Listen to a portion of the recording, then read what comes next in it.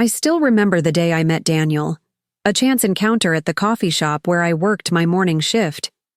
He was this lanky guy with tousled dark hair, glasses perpetually sliding down his nose, clutching a stack of textbooks like they were his lifeline. The way he ordered his coffee, precise, methodical, with this tiny hesitation before speaking, told me he measured his words carefully, a trait I'd come to both love and resent over the years. "Large Americano, please. Extra shot. No room for cream." Before we jump back in, tell us where you're tuning in from, and if this story touches you, make sure you're subscribed, because tomorrow, I've saved something extra special for you. His voice had this quiet confidence beneath the academic exhaustion. His flannel shirt was worn at the elbows, and his jeans had that faded look of being washed one too many times. Not poor, exactly, just careful with money. I'd learn later how that came from growing up with parents who counted every penny, who'd drummed into him that education was the only escape route from a life of financial insecurity. I don't know. What made me write my number on his cup that day? Maybe it was the way he actually looked at me while ordering, not through me like I was just another service worker. Maybe it was how he thanked me by name, having read my tag. Or maybe it was just that moment when our fingers brushed during the handoff, and I felt something electric, something real. "I'm Rachel," I said, though my name tag already announced this fact. "Daniel," he replied with a half smile. "Thanks for the coffee and the number." 3 days later, he called.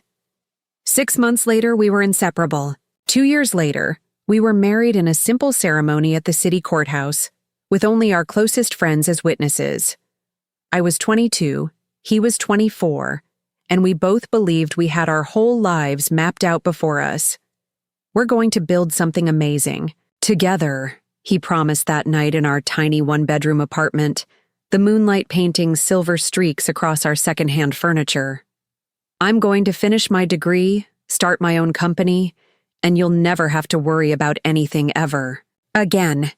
I believed him with the wholehearted faith of someone who hadn't yet learned how easily promises crack under pressure. I still worked at the coffee shop then, but had also picked up evening shifts at a local restaurant. The tips were good, and between the two jobs, we managed to keep our heads above water while Daniel finished his undergraduate degree in computer science. The plan was simple. He'd graduate, get a good job in tech, and then I'd go back to school. I'd always wanted to study literature, maybe become a teacher someday. We'd take turns supporting each other's dreams.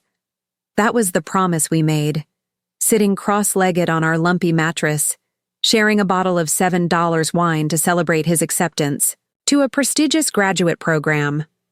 "It's only 2 more years," he said, eyes bright with ambition. "Then it's your turn, Rachel. I promise." I nodded, believing every word. "We're a team," I said, lifting my plastic cup in toast. "Your success is my success."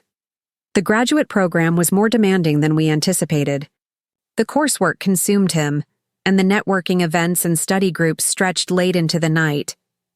I'd come home from my second shift at 11 p.m. to find him hunched over his laptop, empty coffee cups scattered around him like casualties. "You should sleep," I'd whisper, massaging his tense shoulders. "Can't," he'd mutter, not looking up. This project could be my breakthrough. I'd kiss the top of his head and crawl into bed alone, too exhausted to wait up for him. The alarm would ring at 4:30 a.m., and I'd drag myself to the coffee shop for another day of serving strangers who barely registered my existence. My hands began to show the strain. Cracked skin from constant washing, a burn on my wrist from a coffee machine mishap that never quite healed properly.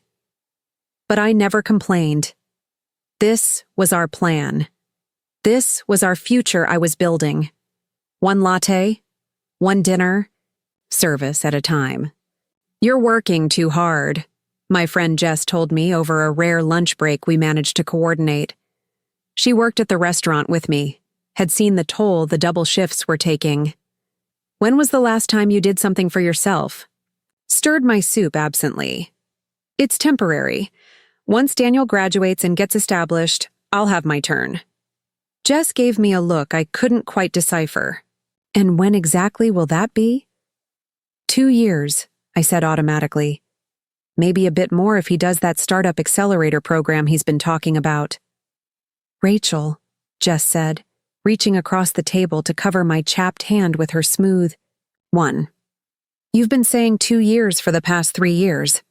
I pulled my hand away, feeling a flicker of irritation. That's how investments work, Jess. You put in the effort first, then you reap the rewards later. Daniel's going to change our lives with this degree.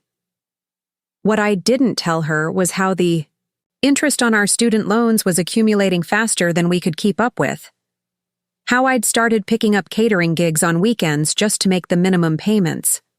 How I'd given up on even small luxuries, new clothes, movies, dinner out, to funnel every spare dollar into Daniel's education. His success is my success, I repeated to myself on particularly grueling days, when my feet throbbed so badly I had to soak them in ice water just to fall asleep. When my manager at the restaurant commented on the dark circles under my eyes, suggesting I put in more effort with my appearance. When I missed my sister's baby shower because I couldn't afford to take the time off or buy a gift.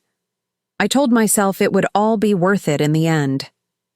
Daniel's final semester arrived with a flurry of activity. He was working on his master's project, SUM, cutting-edge algorithm that could revolutionize data processing for artificial intelligence systems. I didn't fully understand the technicalities, but I understood his passion, the way his eyes lit up when he explained it. This could be big, Rachel, he said one night, actually leaving his workstation to join me for dinner. My professor thinks it has commercial applications. He's introducing me to some investors next week. I felt a surge of pride. That's amazing. I always knew you could do it. He reached across our small kitchen table and squeezed my hand. For a moment, he really saw me. My exhaustion, my dedication, all of it. None of this would be possible without you, he said softly. I know these past few years have been hard, but it's all about to pay off, I promise. I never doubted it, I replied, meaning every word. The investor meeting went even better than expected. Daniel came home vibrating with excitement, his words tumbling over each other as he explained how they wanted to fund his project, help him develop it into a full-fledged startup. There was talk of incubators, seed funding, equity stakes, terms that swirled around me in an incomprehensible cloud. They're offering a signing bonus, he said, finally slowing down. $50,000, Rachel, just to get started. I collapsed onto our sofa, the numbers not quite registering. 50,000? That's more than I make in a year at both jobs combined. I know. He knelt before me, taking both my hands in his. His face was transformed by joy, years of stress momentarily erased. This is it, Rachel. This is what we've been working for. We can pay off some of the loans, maybe even move to a better apartment.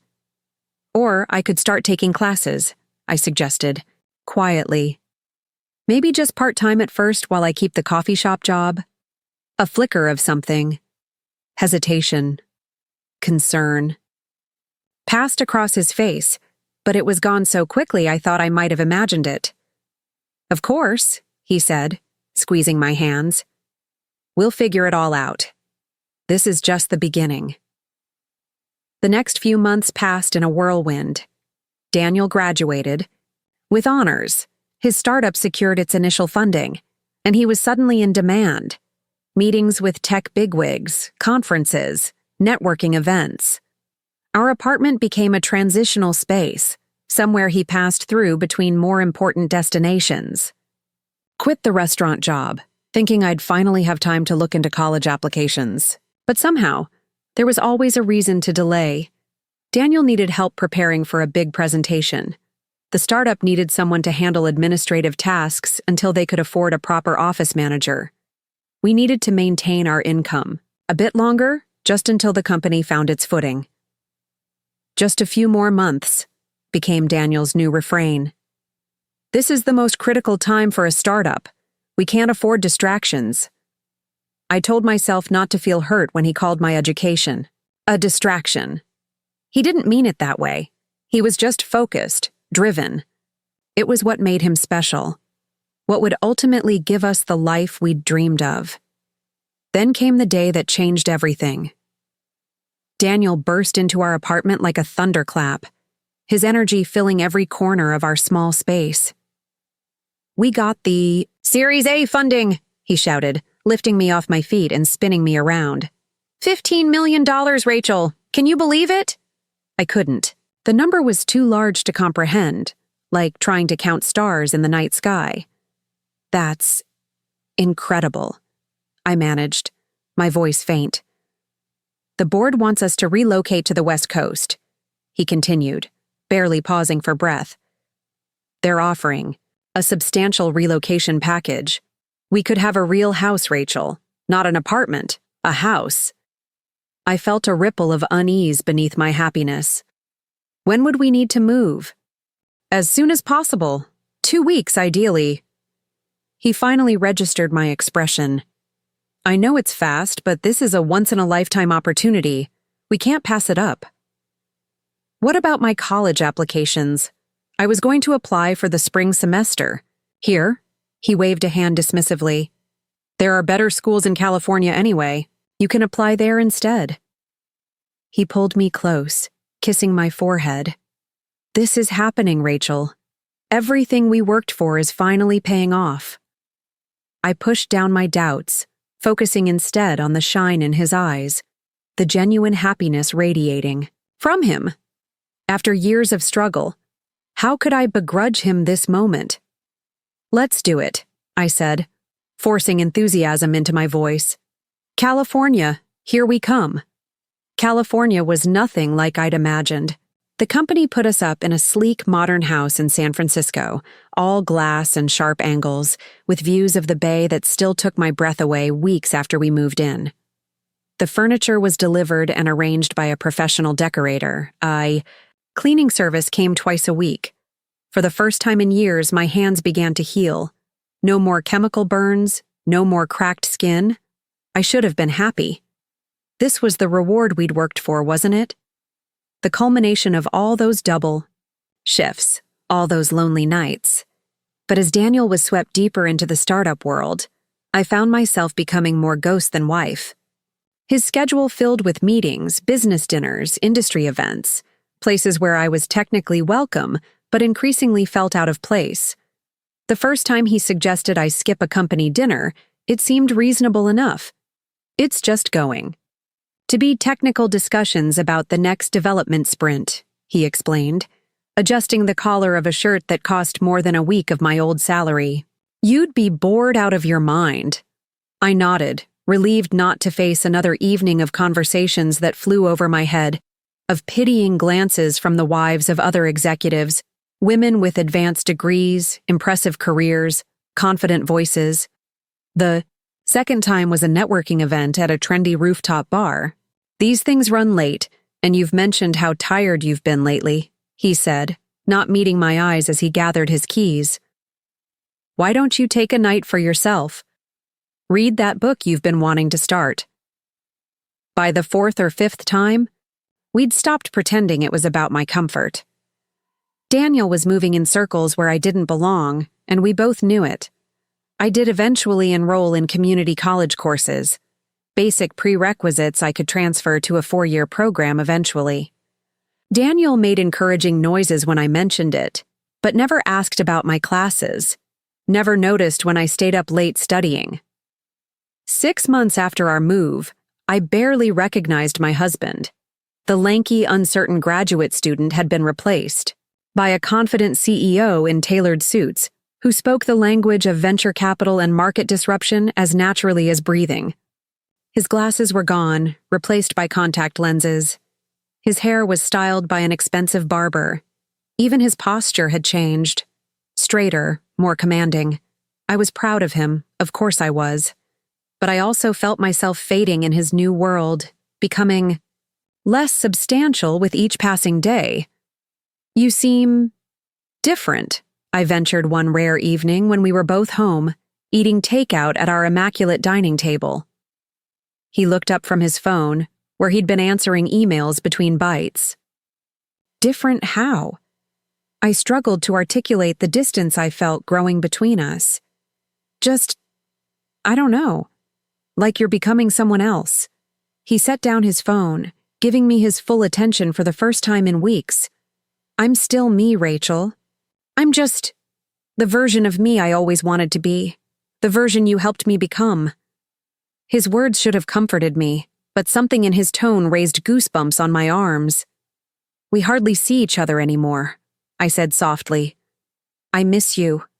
He reached across the table, taking my hand.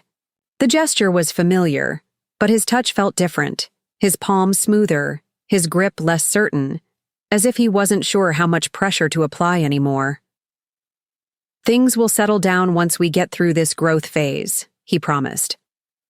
"The company needs me right now, that's all." I nodded, wanting to believe him. That night in bed, he turned to me with a hunger that had been absent for months. But even as our bodies moved together in the dark, I couldn't shake the feeling that he was making love to a memory. The Rachel who had written her number on his coffee cup. The Rachel who had believed in him when no one else did. Not the woman I had become, adrift in a life I hadn't chosen. Afterward, as he slipped into sleep beside me, I stared at the ceiling, wondering if this was what success was supposed to feel like. This hollow ache beneath my ribs, this sense of something precious slipping through my fingers no matter how tightly I tried to hold on. I didn't know it then, but we were already ending. The real devastation was still to come, along with the realization that the man I'd sacrificed everything for was capable of cruelties I never could have imagined from the boy in the flannel shirt with the careful smile. But that night, watching the rise and fall of his chest in the dim light, I still believed we could find our way back to each other. I still believed in the promises we'd made. I still believed that the years of sacrifice would lead to the life we'd dreamed of building together. I had no idea how wrong I was. The first sign something was truly wrong came on a foggy Tuesday morning. I had been in California for almost a year by then, trying to build some semblance of a life while Daniel disappeared deeper into his startup world. I'd just dropped him off at the airport for yet another business trip. Seattle this time, some major potential client he couldn't name because of NDAs. That morning, after watching his plane take off, I decided to stop at a small bakery we'd discovered during our first week in the city, back when we still did things together. The bell chimed softly as I pushed open the door, inhaling the comforting scent of fresh bread and cinnamon. "The usual for you and Mr. Whitman?" asked the owner, an elderly man with flour-dusted hands and kind eyes. We'd become something like regulars during those early weeks, Daniel always ordering the almond croissant, me the pain au chocolat. "Just for me today," I replied, forcing a smile. "Daniel's traveling again." The baker nodded sympathetically, his eyes crinkling at the corners. So much travel these days. He was in here with his colleague just last night, looking rushed as usual. I froze, my credit card halfway to the reader. "Last night? Are you sure?" "Oh, yes," the baker continued, oblivious to my sudden stillness. "Around 8 p.m. The young lady was trying to get him to try the raspberry tart, but he insisted on his almond croissant. Creatures of habit, you business people." My mind raced, trying to find an innocent explanation. Daniel had told me he was working late at the office, preparing for his 7 a.m. flight. He'd texted at 9:30 saying he was heading home soon. I'd fallen asleep before he arrived, exhausted from a day of classes and housework. "The young lady," I repeated, my voice sounding distant to my own ears. "Was she tall? Dark hair? Always perfectly styled?" The baker nodded. "That's the one. Very elegant. I assumed she works with your husband, Olivia Chen, the company's VP of Business Development. I'd met her at the holiday party, where she'd air-kissed my cheeks and commented on my quaint dress, a backhanded compliment that had made me feel even more out of place among the tech elite. "Thank you," I managed, accepting my change with numb fingers. "I forgot I have somewhere to be." I left without my pastry, the bell's cheerful chime now grating, against my frayed nerves. Back in our sleek modern house, I stood in the kitchen, staring at nothing. It could be innocent, I told myself, a work meeting over pastries. Though why hadn't he mentioned it? And why let me believe he was at the office when he wasn't? I opened my laptop and checked our joint credit card statement, the one we'd maintained since our struggling student days. Most of Daniel's expenses now went on his corporate card, but he occasionally used our personal one out of habit. There it was, a charge from last night at Maison Bleue, an upscale French restaurant downtown. $347.80 for pastries. My hands hovered over the keyboard as I debated my next move. This wasn't me. I wasn't the suspicious wife who snooped through her husband's things. We had built our relationship on trust and mutual support. But something had shifted, hadn't it? The Daniel who had left this morning with a distracted kiss on my forehead wasn't the same Daniel who had held my hand across our tiny kitchen table and promised me the world. Before I could reconsider, I found myself opening his desk drawer. It was meticulously organized, color-coded files, expensive pens lined up like soldiers, business cards in a leather holder. Nothing incriminating, nothing personal at all, really. It struck me how little of the man I married remained in these possessions. At the back of the drawer, I found an unmarked key. It looked like it belonged to a safety deposit box, small, silver, unremarkable. I turned it over in my palm, wondering what secrets it might unlock. I slipped it into my pocket just as my phone chimed with a text notification. Landed safely. Meetings all day. Don't wait up tonight. No, I love you. No, miss you already. Just logistics, as if I were his personal assistant rather than his wife. I thumbed a reply. Good luck with your meetings. The baker says you and Olivia enjoyed your croissants last night. I watched the 3 dots appear, disappear, and appear again. Finally, had a quick strategy session for today's presentation. Meant to mention it. Talk later. The casual dismissal ignited something in me, a spark of indignation that had been smothered for too long under gratitude and self-sacrifice. I called Jess, my friend from the restaurant back home. She answered on the second ring, her voice warm and familiar. Rachel, is the California sun turning you into a proper beach bum yet? I laughed, the sound brittle even to my own ears. Hardly. Listen, Jess, I need to ask you something. Shoot. When you met Daniel at that industry dinner last month when you were visiting, did he seem different to you? A pause, just a beat too long. Different how? Just different. From how you remembered him? Jess sighed. Rachel, what's really going on? I think. The words stuck in my throat. Saying them aloud would make them real. I think Daniel might be having an affair. Another silence, this one heavier. Oh, honey, what happened? I told her about the bakery, the credit card charge, the cryptic text exchange. With each word, the suspicion crystallized into something more substantial, more undeniable. Do you want me to fly out there? Jess asked when I finished. I can be on a plane tonight. No, I said, straightening my shoulders. No, I need to handle this myself. After we hung up, I sat on our perfectly styled sofa, surrounded by expensive art we'd never chosen, and made a decision. I wouldn't confront Daniel yet. I needed more information, more certainty. I used the next 3 days of his absence to conduct a quiet investigation. I called the bank where we had our joint accounts and requested statements going back 6 months. I checked his email on our shared laptop, finding it locked with a password I didn't know, another first in our relationship. I even drove by the company headquarters one evening, scanning the parking lot for his car, feeling like a character in a bad detective novel. Nothing definitive emerged, just a pattern of late nights, unexplained expenses, and a growing emotional distance that could no longer be attributed solely to his demanding career. When Daniel returned from Seattle, tanned despite the city's notorious rainfall, I watched him carefully. He brought me a gift, a delicate silver bracelet from a boutique near his hotel, and for a moment, as he fastened it around my wrist, I glimpsed the old Daniel in his gentle touch, his hopeful smile.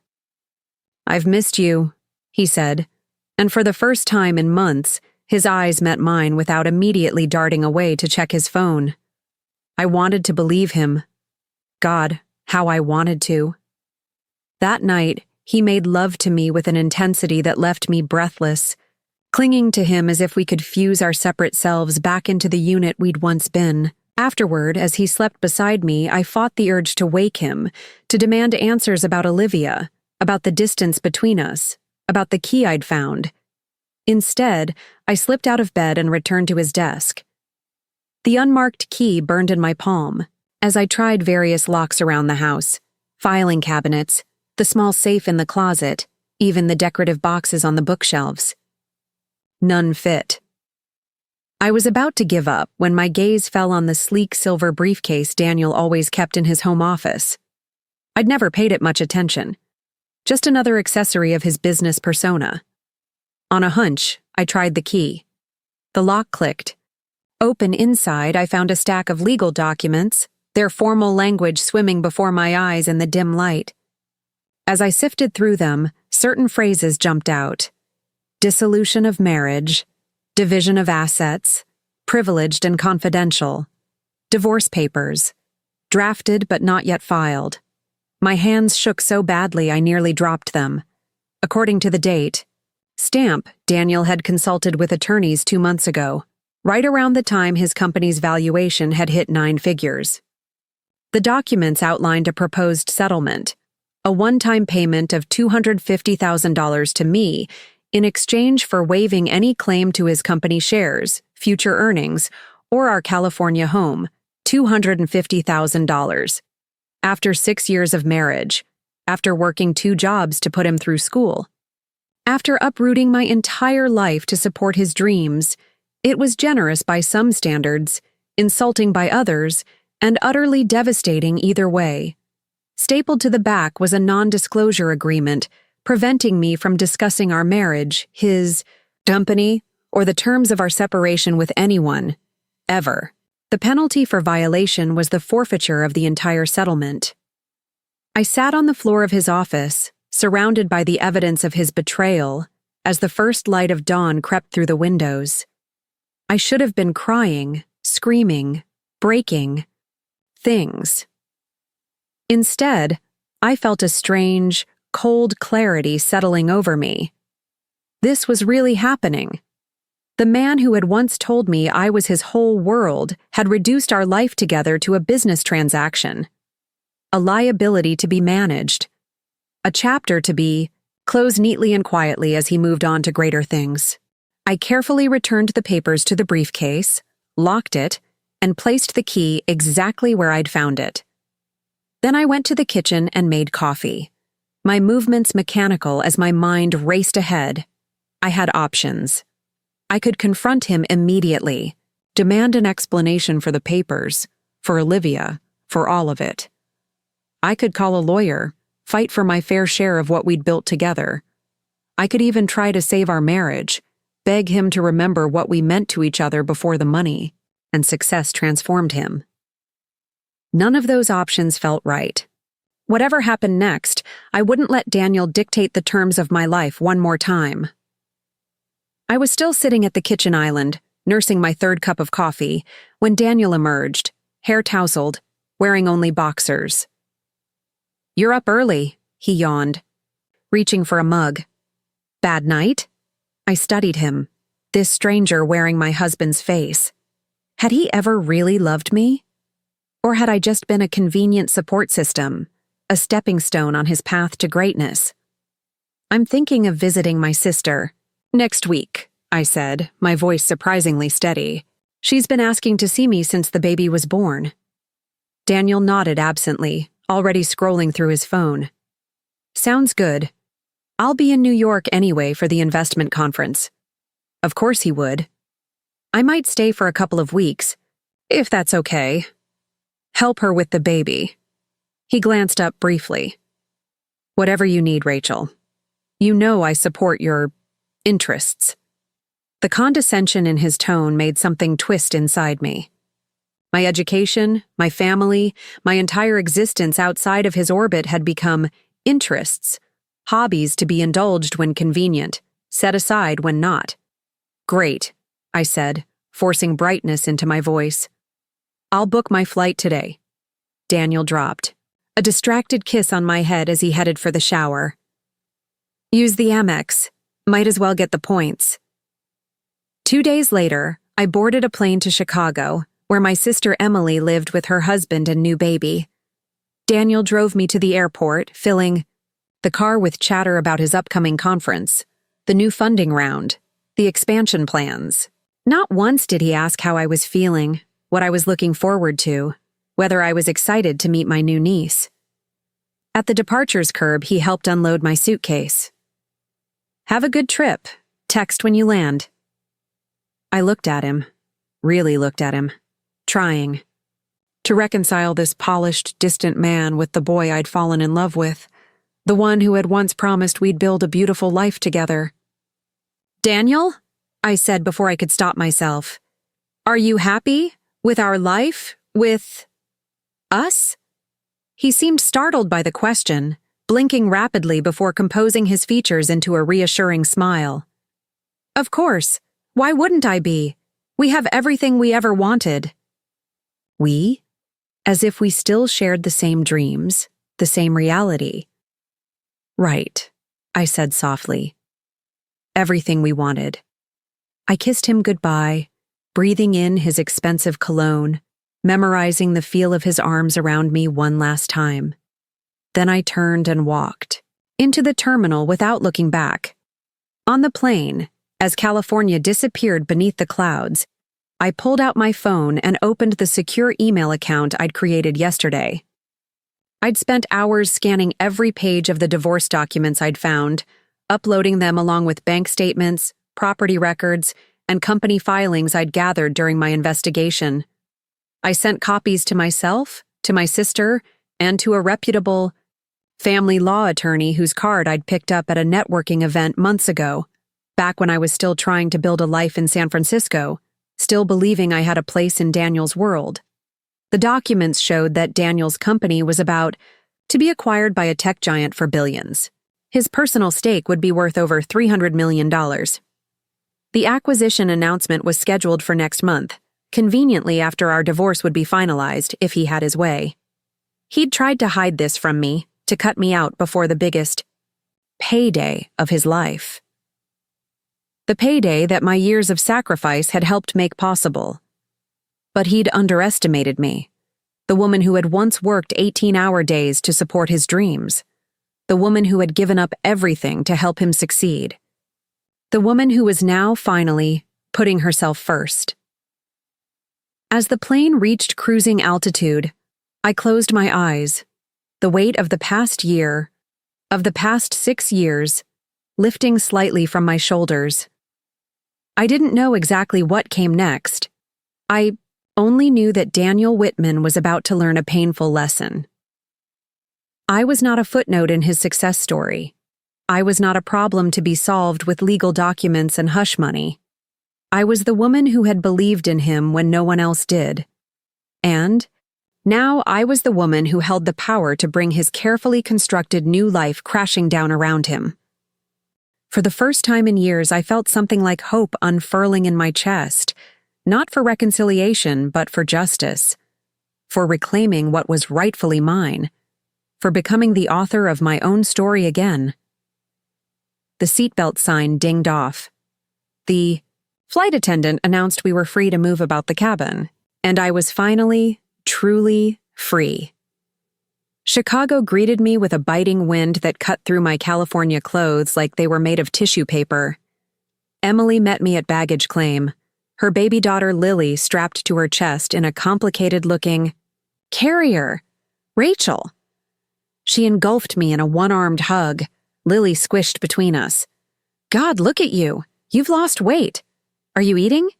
I forced a smile, hefting my suitcase off the carousel. California lifestyle. Everyone's obsessed with kale. And Pilates.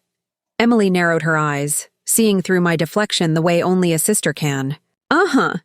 And does this lifestyle also involve your husband being a giant ass? Because that's the vibe I'm getting. In the car, as we inched through Chicago traffic toward her Wicker Park brownstone, I finally told her everything. The emotional distance, the suspicious meetings with Olivia, the divorce papers, the imminent acquisition. The words poured out of me, unstoppable once they began, like a dam breaking after years of mounting pressure. Emily listened in silence, her knuckles white on the steering wheel. When I finished, she let out a long, slow breath. That manipulative, ungrateful bastard. I laughed despite myself, a hollow sound that threatened to dissolve into sobs. That about sums it up. Have you called the lawyer yet? The one you sent the documents to? I shook my head. I wanted to wait until I got here, make sure I had some emotional support. Emily reached across the console to squeeze my hand. Well, you've got it. In spades. Now call the damn lawyer. Jessica Mendoza's law office occupied the top floor of a renovated factory building in downtown Chicago. Her assistant led us into a conference room with exposed brick walls and floor-to-ceiling windows overlooking the city. Emily had insisted on coming with me, arranging for her husband to watch Lily for the afternoon. I've reviewed the documents you sent, Jessica said without preamble as she entered the room. She was younger than I expected, mid-30s perhaps, with sharp eyes and a no-nonsense demeanor that instantly put me at ease. And I have to say, Mrs. Whitman, your husband's attempt to hide assets before a divorce filing is one of the more egregious examples I've seen in my career. Call me Rachel, please, I said, my voice smaller than I intended. And thank you for seeing me on such short notice. Jessica nodded, spreading the papers I'd sent her across the table. Let's cut to the chase. Based on what I'm seeing here, your husband is attempting to defraud you out of a significant marital asset, namely, his share of this company that's about to be acquired for billions. So what can I do? Well, that depends on what you want. Jessica leaned back in her chair, studying me. You have several options. We could file for divorce immediately, demanding full financial disclosure and an equitable division of assets, including his company shares. Given the timing and the evidence of his intent to hide the acquisition, a judge would likely look very favorably on your position. I nodded, trying to absorb this. And my other options? A hint of a smile touched Jessica's lips. That's where things get more interesting. Technically, you're still his wife. You've supported him throughout his education and the founding of this company. You've maintained the household, relocated for his career, put your own aspirations on hold. In community property states like California, half of everything acquired during the marriage belongs to you, including his company shares. Emily leaned forward. So she's entitled to half of whatever he gets from this acquisition? Potentially, yes, which, based on these documents, would be in the neighborhood of $150 million. The number hung in the air between us, impossible and absurd. More, money than I could comprehend. He'll fight it, I said softly. He'll say I didn't contribute anything to the company's success. Jessica's expression hardened. Let him try. Courts have repeatedly recognized the value of spousal support during the creation of a business. You worked 2 jobs to put him through graduate school. You moved across the country for his career. That's textbook contribution, Rachel.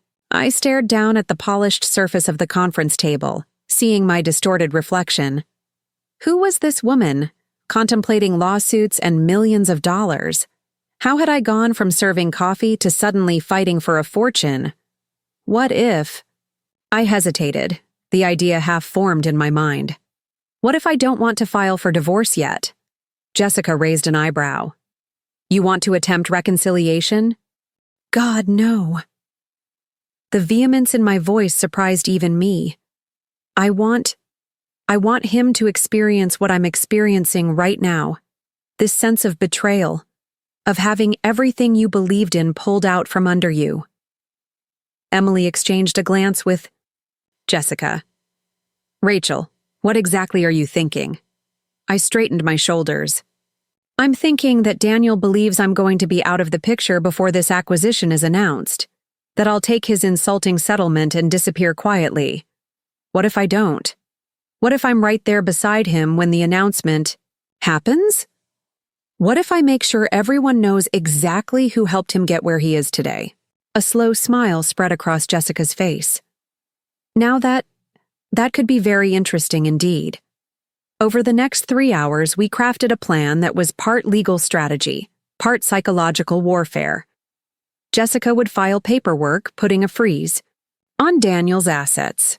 Not a full divorce filing yet, just enough legal maneuvering to ensure he couldn't liquidate or transfer anything significant without my knowledge. Meanwhile, I would return to California as if nothing had changed, playing the part of the supportive wife for a few more weeks. You're sure about this? Emily asked as we left the lawyer's office. You could just take him to court, get your settlement, and be done with him. I shook my head, watching the city lights begin to flicker on as dusk settled over Chicago. He doesn't just get to discard me, Emily. Not after everything I've given up for him. He needs to understand what he's throwing away. Back at Emily's, Brownstone, as we sat at her kitchen table drinking wine after Lily had finally fallen asleep, my phone chimed with a text from Daniel. How's your sister? Acquisition timeline moving up. Needs to happen next week. Can you cut your trip short? Need you here for some events? I showed the message to Emily, who snorted. Wow, no, I miss you, or how are you? Just, I need my trophy wife prop. Hop on a plane.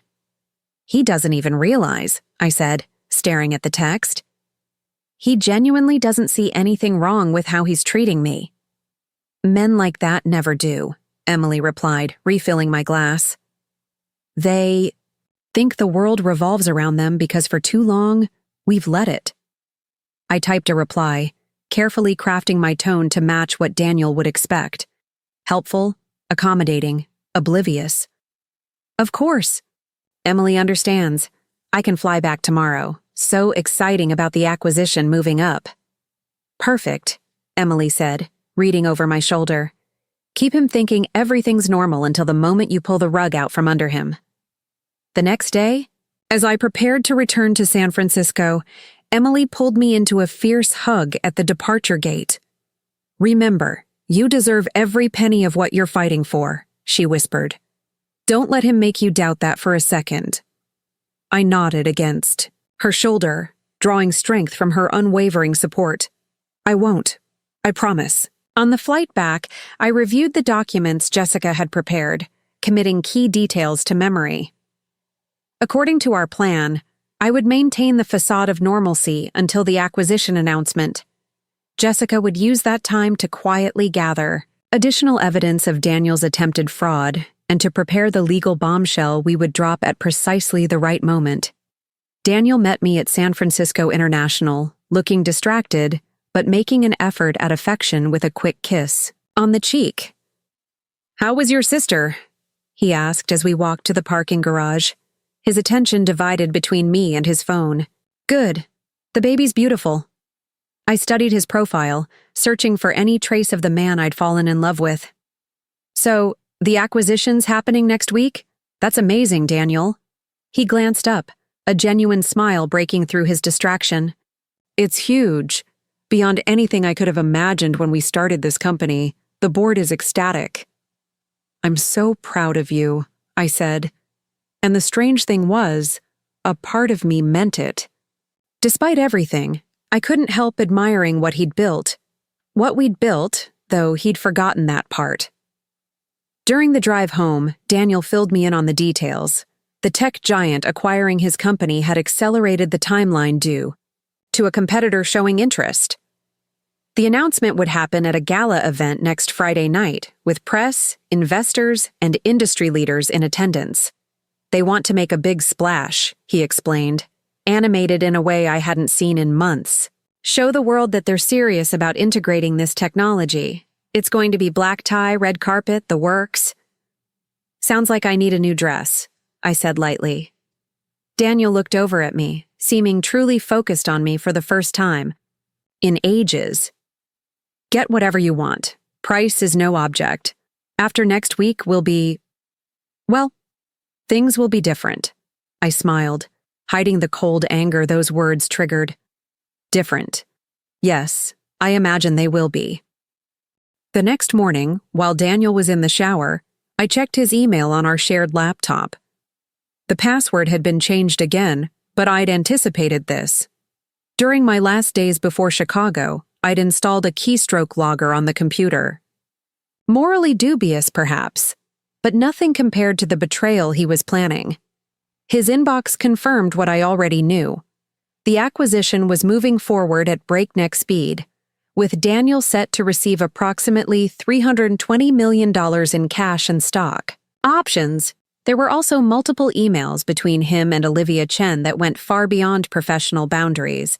Intimate jokes, late-night messages, plans for a celebration trip to Bali after the acquisition. So it wasn't just business between them. The confirmation should have hurt, but I felt only a dull recognition, as if discovering something I'd known all along. I forwarded the relevant emails to my secure account, then carefully covered my digital tracks. Jessica had emphasized the importance of documenting everything without alerting Daniel that I was onto him. The element of surprise is our greatest advantage, she'd said. The moment he realizes you know, he'll start hiding assets even more, aggressively. The next few days passed in a strange parallel reality. On the surface, I played the role of the excited, supportive wife, helping Daniel select his tuxedo for the gala, arranging for a car service, even fielding calls from event planners seeking his preferences for the celebration. Beneath this performance, I was meticulously building my case with Jessica's guidance, documenting every asset, every communication, every piece of evidence that would soon become ammunition. I also went shopping for a gala dress, as promised. Not at the boutiques Daniel might have expected, but at a small designer studio Emily had connected me with, a former college friend who now created custom pieces for Chicago's elite. I need something unforgettable, I told the designer during our video consultation. Something that makes a statement. 3 days before the gala, a discreet package arrived at our house. The dress inside was unlike anything I'd ever worn. Bold, sophisticated, commanding attention without being ostentatious. It was the dress of a woman who knew her worth and wasn't afraid to claim it. I hid it in the back of my closet, behind the California casual clothes Daniel had encouraged me to buy when we moved, clothes that helped me blend into the background of his success story. The night before the gala, Daniel didn't come home until well past midnight. I pretended to be asleep when he slipped into bed, smelling of expensive scotch and Olivia's distinctive perfume. As he fell into an oblivious slumber beside me, I stared at the ceiling, rehearsing my lines for tomorrow's performance. The last time I would ever play the role of the grateful, invisible wife. My phone vibrated softly on the nightstand, a text from Jessica. Everything in place, documents filed, ready when you are. I typed back a single word. Ready. Morning arrived with a crystalline clarity to the air, as if the fog that typically shrouded our hillside home had decided to grant me this one perfect day. Daniel was already gone when I woke. Final preparations for the gala, his hastily scrawled note explained. I moved through the house with a strange sense of detachment, touching objects, taking mental inventory. This sofa where we'd rarely sat, together. These art pieces selected by a decorator I'd never met. This kitchen where I'd tried and failed to create a sense of home. None of it had ever really been mine. Tonight, I would reclaim what actually was. At noon, the doorbell rang. A courier with a package from Jessica, final documents I might need, along with a handwritten note. Remember, timing is everything. Wait for the announcement. Make sure there are witnesses. I spent the afternoon preparing with the focused attention of an actress before opening night. Hair, makeup, each element carefully calculated. When I finally slipped into the dress, I hardly recognized the woman in the mirror. Poised, powerful, dangerous in her certainty. At 6:30, the car service arrived. Daniel had texted that he would meet me at the venue, some last-minute crisis requiring his attention. Of course, the gala was being held at the Legion of Honor, the art museum's neoclassical columns illuminated against the darkening sky. Red. Carpet, photographers, exactly as Daniel had described. A celebration of wealth and success, carefully choreographed for maximum impact. I gave my name to the attendant at the entrance. His eyes widened slightly as he checked his list. Mrs. Whitman. Of course. Your husband is already inside. If you'll follow me. The grand hall had been transformed into a glittering reception space, with champagne flowing and San Francisco's tech elite clustered in animated conversation. I spotted Daniel immediately, the center of attention in a group that included the CEO of the acquiring company and several venture capitalists who had backed his startup. Olivia Chen stood beside him, her hand resting possessively on his arm, her red dress a calculated contrast to his black tuxedo. They looked like a power couple from the pages of a glossy magazine, perfectly matched in ambition and style. Daniel glanced up, saw me approaching, and for a split second, naked panic flashed across his face. Not because I'd discovered his affair, he clearly thought I remained oblivious to that, but because I looked different, confident, uncontrolled. Rachel, he said, quickly recovering. You look, wow, come meet everyone. I smiled, accepting the champagne flute a waiter offered as I joined the circle. Sorry I'm late. Some things just can't be rushed. The next hour passed in a blur of introductions and small talk. I played my part flawlessly, the charming wife, appropriately impressed by the power players surrounding us, just intelligent enough to follow the conversation without threatening anyone's ego. Olivia watched me, with thinly veiled hostility, clearly unsettled by my unexpected poise. Daniel kept shooting me nervous glances, as if trying to reconcile this version of his wife with the compliant woman he'd grown accustomed to dismissing. At 8:30 sharp, a chime rang through the hall. The CEO of the acquiring company took the podium, calling for attention. Ladies and gentlemen, thank you for joining us on this momentous occasion. Daniel squeezed my hand, leaning close to whisper, This is it. Everything we've worked for. I looked into his eyes. Those same eyes that had once gazed at me with genuine love across a coffee shop counter, and saw nothing but ambition and self-satisfaction. Yes, I replied softly. Everything we've worked for. The CEO continued his speech, praising Daniel's innovation, the synergy between the companies, the bright future ahead. Daniel was called to the podium to thunderous applause, Olivia beaming from the front row. As he began his acceptance speech, thanking investors and mentors and colleagues, I slipped my phone from my clutch and sent a single text to Jessica. Now. Daniel's voice rang through the hall. And none of this would have been possible without the support of my incredible wife, Rachel. A spotlight swung toward me, catching me in its glare as the assembled crowd applauded politely. I raised my glass in acknowledgement, a smile fixed on my face, waiting for the exact moment when my world, and Daniel's, would change forever. The applause faded as Daniel continued his speech, his voice carrying across the grand hall with practiced confidence. As we embark on this next chapter, I want to thank everyone who believed in our vision from the beginning. This acquisition represents not just a business transaction, but a validation of the risks we took, the nights we worked, the sacrifices, We made. My phone vibrated in my hand. A text from Jessica. Papers served to company legal team. Injunction in place. Press release going out in 3, 2, 1. I slipped the phone back into my clutch, took a steadying breath, and watched as several executives in the front row glanced down at their devices simultaneously. Confusion flashed across their faces, followed by concern, then something approaching alarm as they turned to whisper urgently to their colleagues.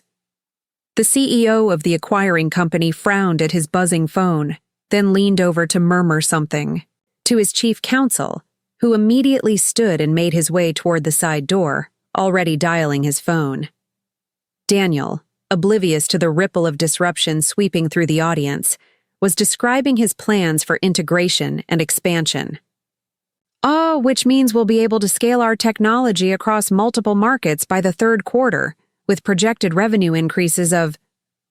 A man in an impeccable suit, whom I recognized as the acquiring company's CFO, approached the stage and discreetly signaled to Daniel, who paused mid-sentence. "Just one moment, please," Daniel said with a practiced smile, covering his microphone as he bent to listen to whatever urgent message was being delivered. I watched as the color drained from his face, his eyes widening in disbelief. He straightened, visibly struggling to maintain his composure, and cleared his throat. "Ladies and gentlemen, I apologize, but it seems we need a brief intermission. Please, enjoy the refreshments, and we'll resume shortly." The murmurs throughout.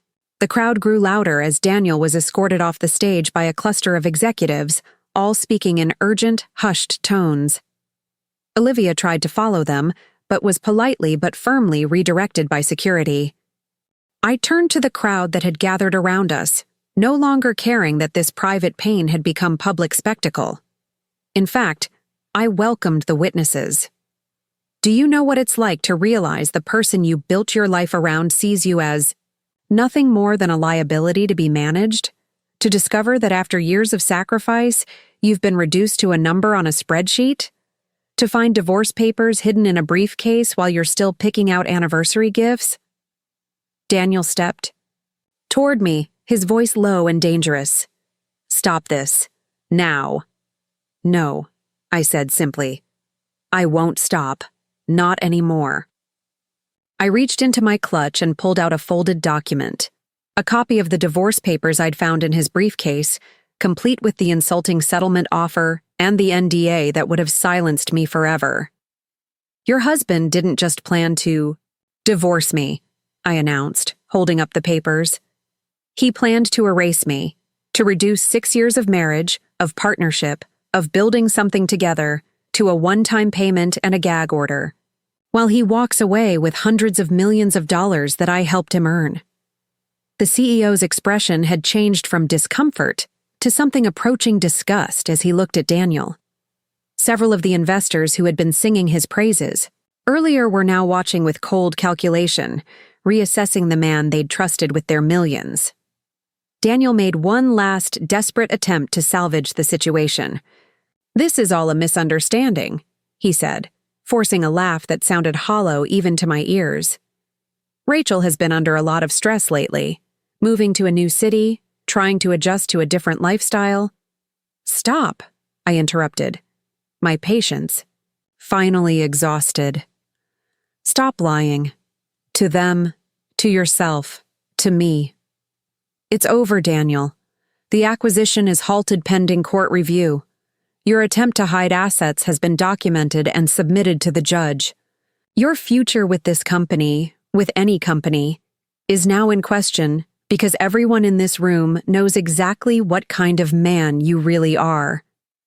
I stepped closer, lowering my voice so only he could hear the next part. "You thought I was too naive, to protect myself, too devoted to question you, too dependent to stand up for what's mine. That was your mistake." His face had gone pale, the full implications of what I'd done finally sinking in. The acquisition that would have made him a billionaire was now in jeopardy. His professional reputation was crumbling before his eyes. The carefully constructed image he'd built of the brilliant, ethical tech founder was being replaced in real time with something far less flattering. "You've ruined everything," he whispered, a desperate edge to his voice. "Years of work destroyed. In minutes." "No, Daniel," I replied, feeling a surprising flicker of pity beneath my determination. "You did that yourself. I'm just making sure I don't get buried in the wreckage." I turned away from him then, conscious of the stares, the whispers, the phones discreetly recording every moment of his downfall. As I walked toward the exit, head high, I heard Olivia's sharp voice behind me. "Daniel, is it true? Was this all planned to cut her out before the money came in?" I didn't stay to hear his answer. Outside, the cool San Francisco night air filled my lungs, and for the first time in longer than I could remember, I felt like I could breathe fully. A text from Jessica lit up my phone. "You've got them on the ropes. Their lawyers are already reaching out for settlement talks." I smiled to myself as I slid into the waiting car. "No rush," I texted back. "I think they need some time to process what just happened." Back at the house, our house at least for now, I kicked off my heels and poured myself a glass of the ridiculously expensive wine Daniel had been saving for a special occasion. As I sipped it, I wandered through the rooms that had never felt like home, seeing them with new eyes. None of this mattered, I realized. Not the modernist furniture or the infinity pool or the sweeping views of the bay. What mattered was reclaiming my dignity, my agency, my future. My phone buzzed continuously. Texts from Emily asking for updates, emails from Jessica with legal developments, even a few messages from mutual friends who had witnessed the scene at the gala. I ignored them all, savoring this moment of perfect solitude, of coming back to myself after being lost for so long. Around midnight, I heard the front door open. Heavy footsteps in the hallway, the sound of keys tossed onto the entry table. Daniel appeared in the doorway of the living room, his bow tie undone, his expression a mixture of exhaustion and defeat. "The acquisition is dead," he said flatly. "Tech giant pulled out completely. The board is calling an emergency meeting tomorrow to discuss my future with the company." I nodded, unsurprised. "And Olivia?" A bitter laugh escaped him. "Gone. Apparently she's not interested in damaged goods." "How convenient," I remarked, taking another sip of wine. "For both of you." He crossed to the bar and poured himself a generous measure of scotch, downing half of it in one swallow. "You know, you've destroyed more than just me tonight. Hundreds. Of employees, shareholders. Their futures were tied to this acquisition too." "Don't," I said sharply. "Don't try to make me responsible for your choices, Daniel. If you had been honest, if you had been fair, none of this would have happened. There could have been an amicable divorce, a reasonable settlement that reflected my contributions to your success. You chose this path, not me." He slumped onto the sofa across from me, suddenly looking every bit the defeated man he was. "What do you want, Rachel? What's your endgame here?" "What I've always wanted," I replied simply. "Recognition for what I've given. Respect for what I'm owed. A chance to build my own future instead of just enabling yours. And if I agree to your terms? Split everything 50-50, no contest?" I considered him carefully. "It's not about the money, Daniel. Not really. It's about acknowledging that I wasn't just a convenience or a stepping stone. I was your partner, in every sense that matters." For a moment, something like understanding flickered in his eyes. A glimpse of the man I'd fallen in love with, the one who had once recognized my value. But it was gone as quickly as it appeared, replaced by cold calculation. "My lawyers will contact yours tomorrow," he said, finishing his scotch. "I assume you won't be staying here tonight." "Actually, I will," I replied calmly. "This is still my home, legally speaking. I believe there's a perfectly good guest room you can use." The look of shock on his face was almost comical, as if the concept of him accommodating me rather than the other way around was fundamentally inconceivable. Without another word, he stood and left the room, his footsteps echoing down the hallway, toward what had once been our bedroom. I remained in the living room, watching the city lights flicker across the bay, feeling strangely peaceful despite the seismic changes of the past few hours. Tomorrow would bring negotiations, settlements, the practical dismantling of a marriage that had already died long ago. But tonight, I had reclaimed something infinitely more valuable than money or property. I had reclaimed myself. 2 months later, I stood in the doorway of my new apartment in downtown Chicago, directing movers where to place the few pieces of furniture I'd kept from my life with Daniel. The settlement had been finalized with surprising speed once he understood the alternative, a public trial that would further damage his reputation and possibly result in fraud charges. In the end, I received exactly half of his company shares, which the board eventually agreed to buy back at a slightly reduced valuation.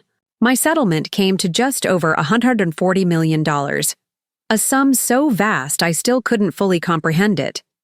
Daniel had been forced to step down as CEO, though he remained on the board in a diminished capacity. Last I heard, he and Olivia had reconciled, and were planning a fresh start in New York, where he was attempting to rebuild his reputation in a different tech scene. I didn't wish him ill. The anger that had propelled me through those final confrontations had dissipated, leaving behind a kind of detached wisdom. We had both made choices, his selfish and short-sighted, mine perhaps too self-sacrificing for too long. The lessons had been painful but necessary. Emily appeared in the doorway, Lily balanced on her hip. "The movers want to know where to put your desk." "In the second bedroom," I replied. "The one I'm setting up as a study." She nodded, then lingered, studying me with sisterly concern. "You okay? You seem quiet today." I smiled, watching as another box labeled books was carried past. "I'm good, just thinking about what comes next." "And what does come next for Rachel? Whitman, newly minted millionaire?" Emily teased. "First, it's Rachel Turner again," I corrected her, having reclaimed my maiden name along with my independence. "And second, I think what comes next is exactly what I've been putting off for far too long." The next week, I submitted my application to Northwestern University's literature program, not as the part-time student I'd once envisioned being, but as someone fully committed to finally pursuing her own dreams. I also established a scholarship fund for working adults returning to education after supporting partners or raising children. People whose own ambitions had been deferred by love or duty or necessity. The first recipients would start classes alongside me in the fall. Sometimes, in quiet moments, I still thought about that coffee shop where Daniel and I first met, about the young woman who had written her number on a cup, full of hope and possibility, believing in the promise of building something beautiful together. She hadn't been wrong to believe. Her mistake had been in forgetting to keep some of that belief for herself, to nurture her own potential alongside his. It was a mistake I would never make again. As spring bloomed across Chicago, bringing with it the promise of renewal, I enrolled in a creative writing workshop, joined a local book club, reconnected with friends I'd neglected during my marriage. I was building a life that was authentically mine, brick by careful brick. Some days were harder than others. Some nights I woke up reaching for someone who was no longer there, missing not the man Daniel had become, but the partnership we'd once shared. Healing wasn't linear, and freedom, I was learning, came with its own particular loneliness. But each morning, I woke to possibilities that were mine alone to explore. Each decision I made was guided by my own desires, my own priorities, my own vision for the future. After years of orienting my life around someone else's needs, the simple act of choosing for myself felt revolutionary. The money helped, of course. Financial security created options that had never been available to me before. But the true wealth I'd gained wasn't measured in dollars.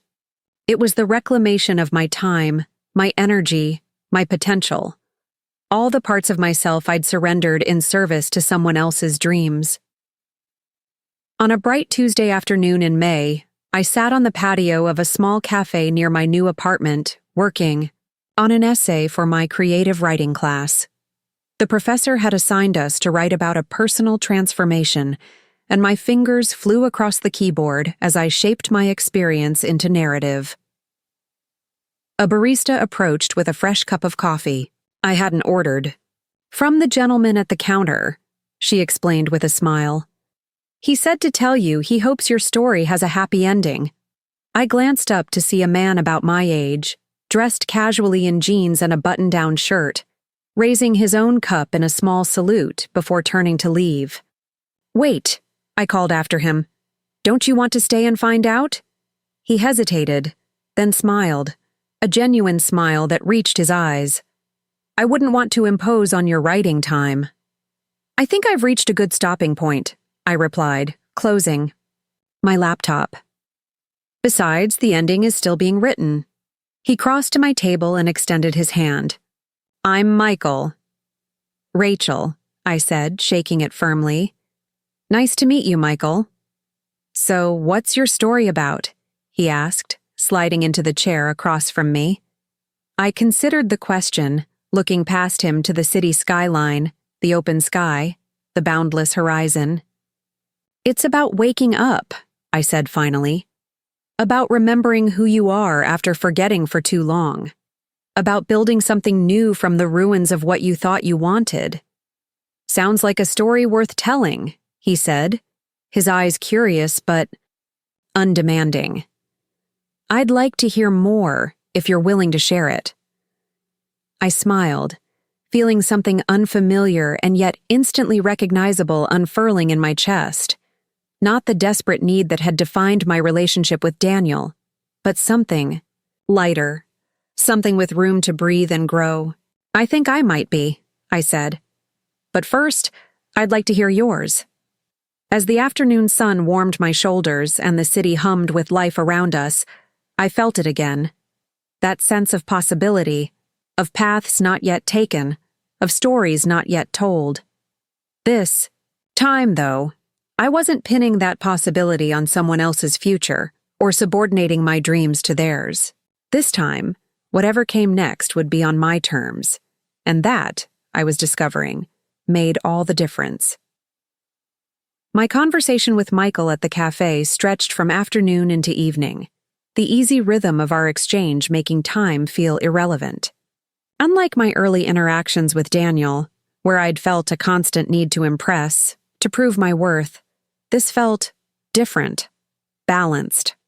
"So you're really starting over," he said as we shared a plate of appetizers, having moved from coffee to wine as dusk settled over Chicago. "Most people talk about it, but you're actually doing it." I smiled, swirling the Cabernet in my glass. I had a rather forceful push in that direction. "Still," he insisted, "it takes courage to rebuild, especially after investing so many years in someone else's vision." There was something refreshing about his perspective, no hint of judgment or pity, just genuine admiration for the choices I was making now. "What about you?" I asked, deflecting attention from myself. "What's your story, Michael?" He leaned back, considering. "Less dramatic than yours, I'm afraid. English professor at Northwestern, divorced 4 years ago, no children.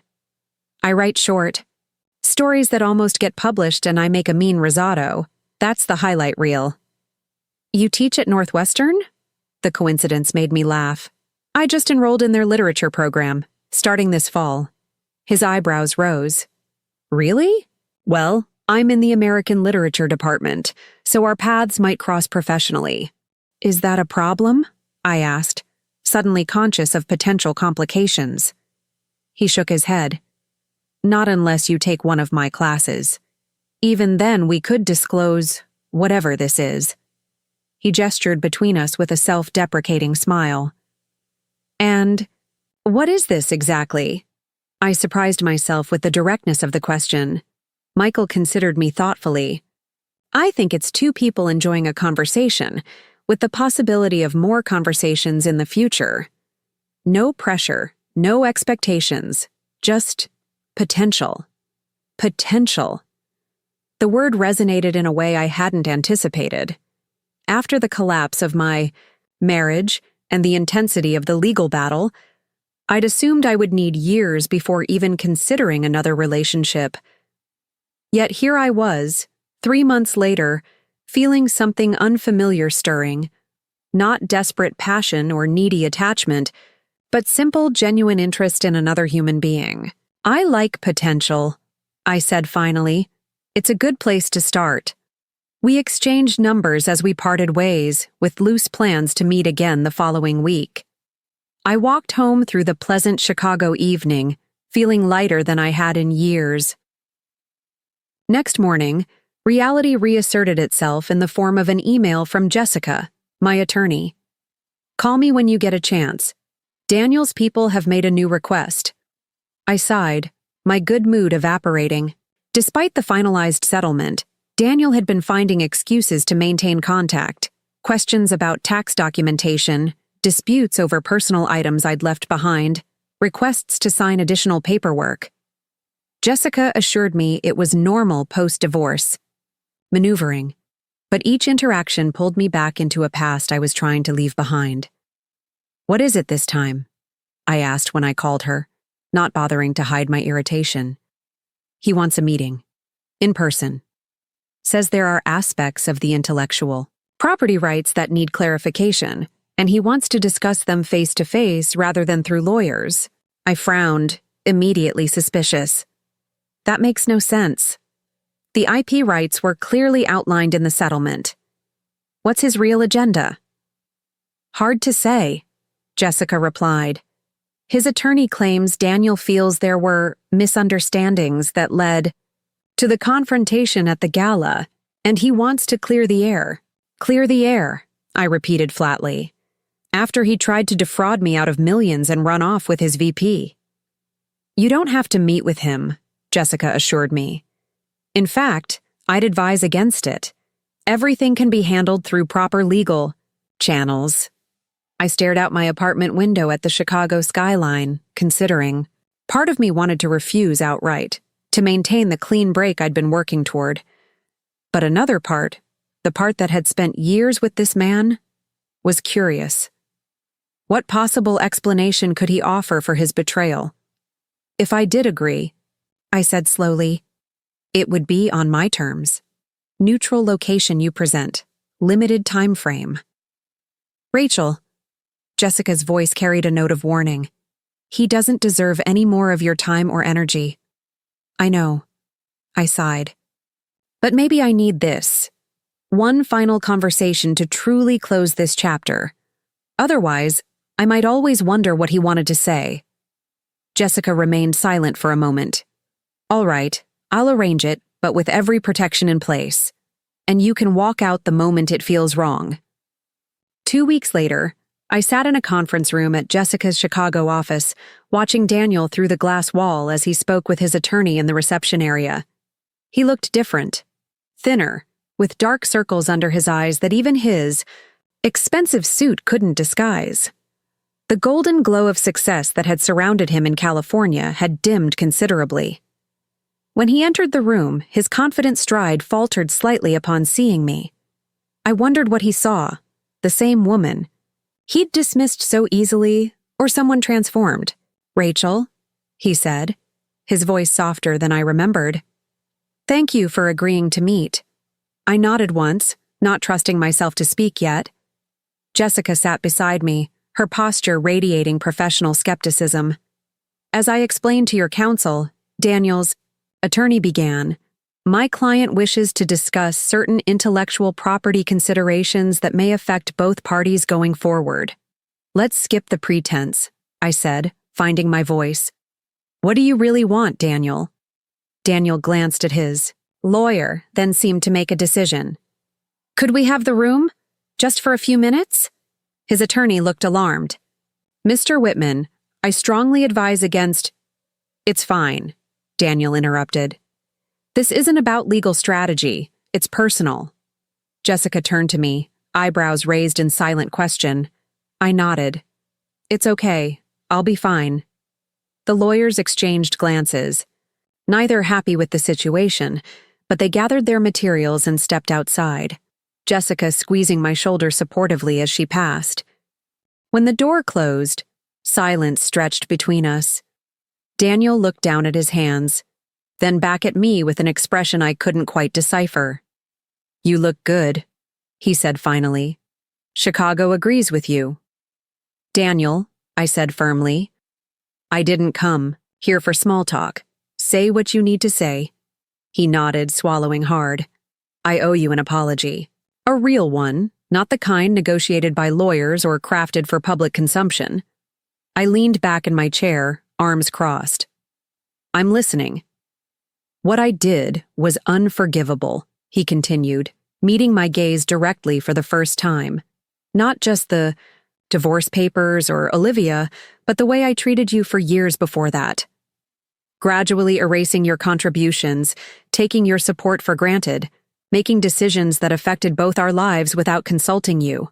I became someone I never thought I'd be, someone my younger self would have despised. The rawness in his voice caught me off guard. This wasn't the polished, calculated Daniel of recent years. Why? I asked simply.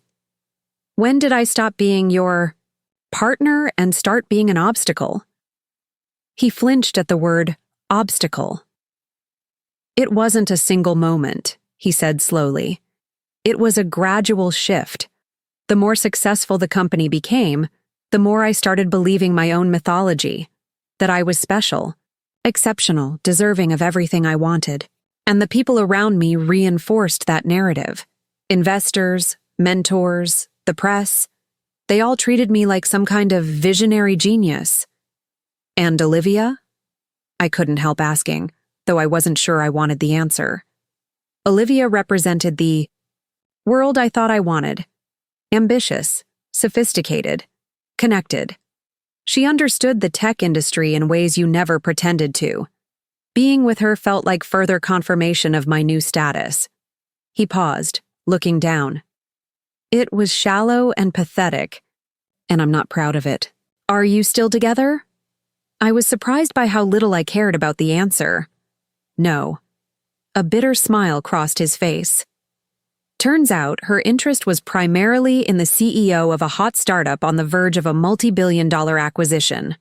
When that disappeared, so did her enthusiasm. She took a position with a competitor last month.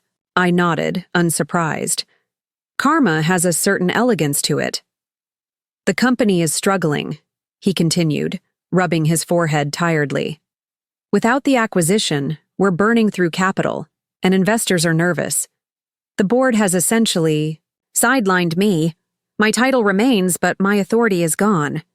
They bring me out for press events occasionally, like some kind of tech industry mascot, but everyone knows it's just for show. Part of me, a small, vindictive part I wasn't proud of, felt a flash of satisfaction, but it was quickly replaced by something more complex. Not exactly pity, but a kind of detached compassion for someone whose life had unraveled largely through his own choices. I'm sorry your company is struggling, I said, meaning it. I never wanted to destroy what you built. I just wanted what was fairly mine. I know, he said quietly, and you deserved more than what I offered. Much more. He hesitated, then reached into his jacket pocket and withdrew a small flash drive. This is why I really wanted to see you. I eyed it suspiciously. What is it? Source code, he said, placing it on the table between us. For a project I've been developing privately, separate from the company. It's a natural language processing algorithm that helps identify and quantify emotional patterns in literature. It started as a side project years ago when you were talking about studying literature. I stared at the flash drive, confused. Why? Are you giving this to me? Because it's yours, he said simply. The concept came from those conversations we used to have about how you wanted to analyze classic texts, find the patterns that made them resonate emotionally with readers. I just built the technical framework around your insights. I remembered those conversations, late nights in our tiny apartment, me talking excitedly about literary theory while Daniel listened with genuine interest, asking thoughtful questions, making connections I hadn't considered. This has significant commercial potential, Daniel continued, especially in academic contexts. Northwestern has one of the best computational linguistics programs in the country. They might be interested in developing it further.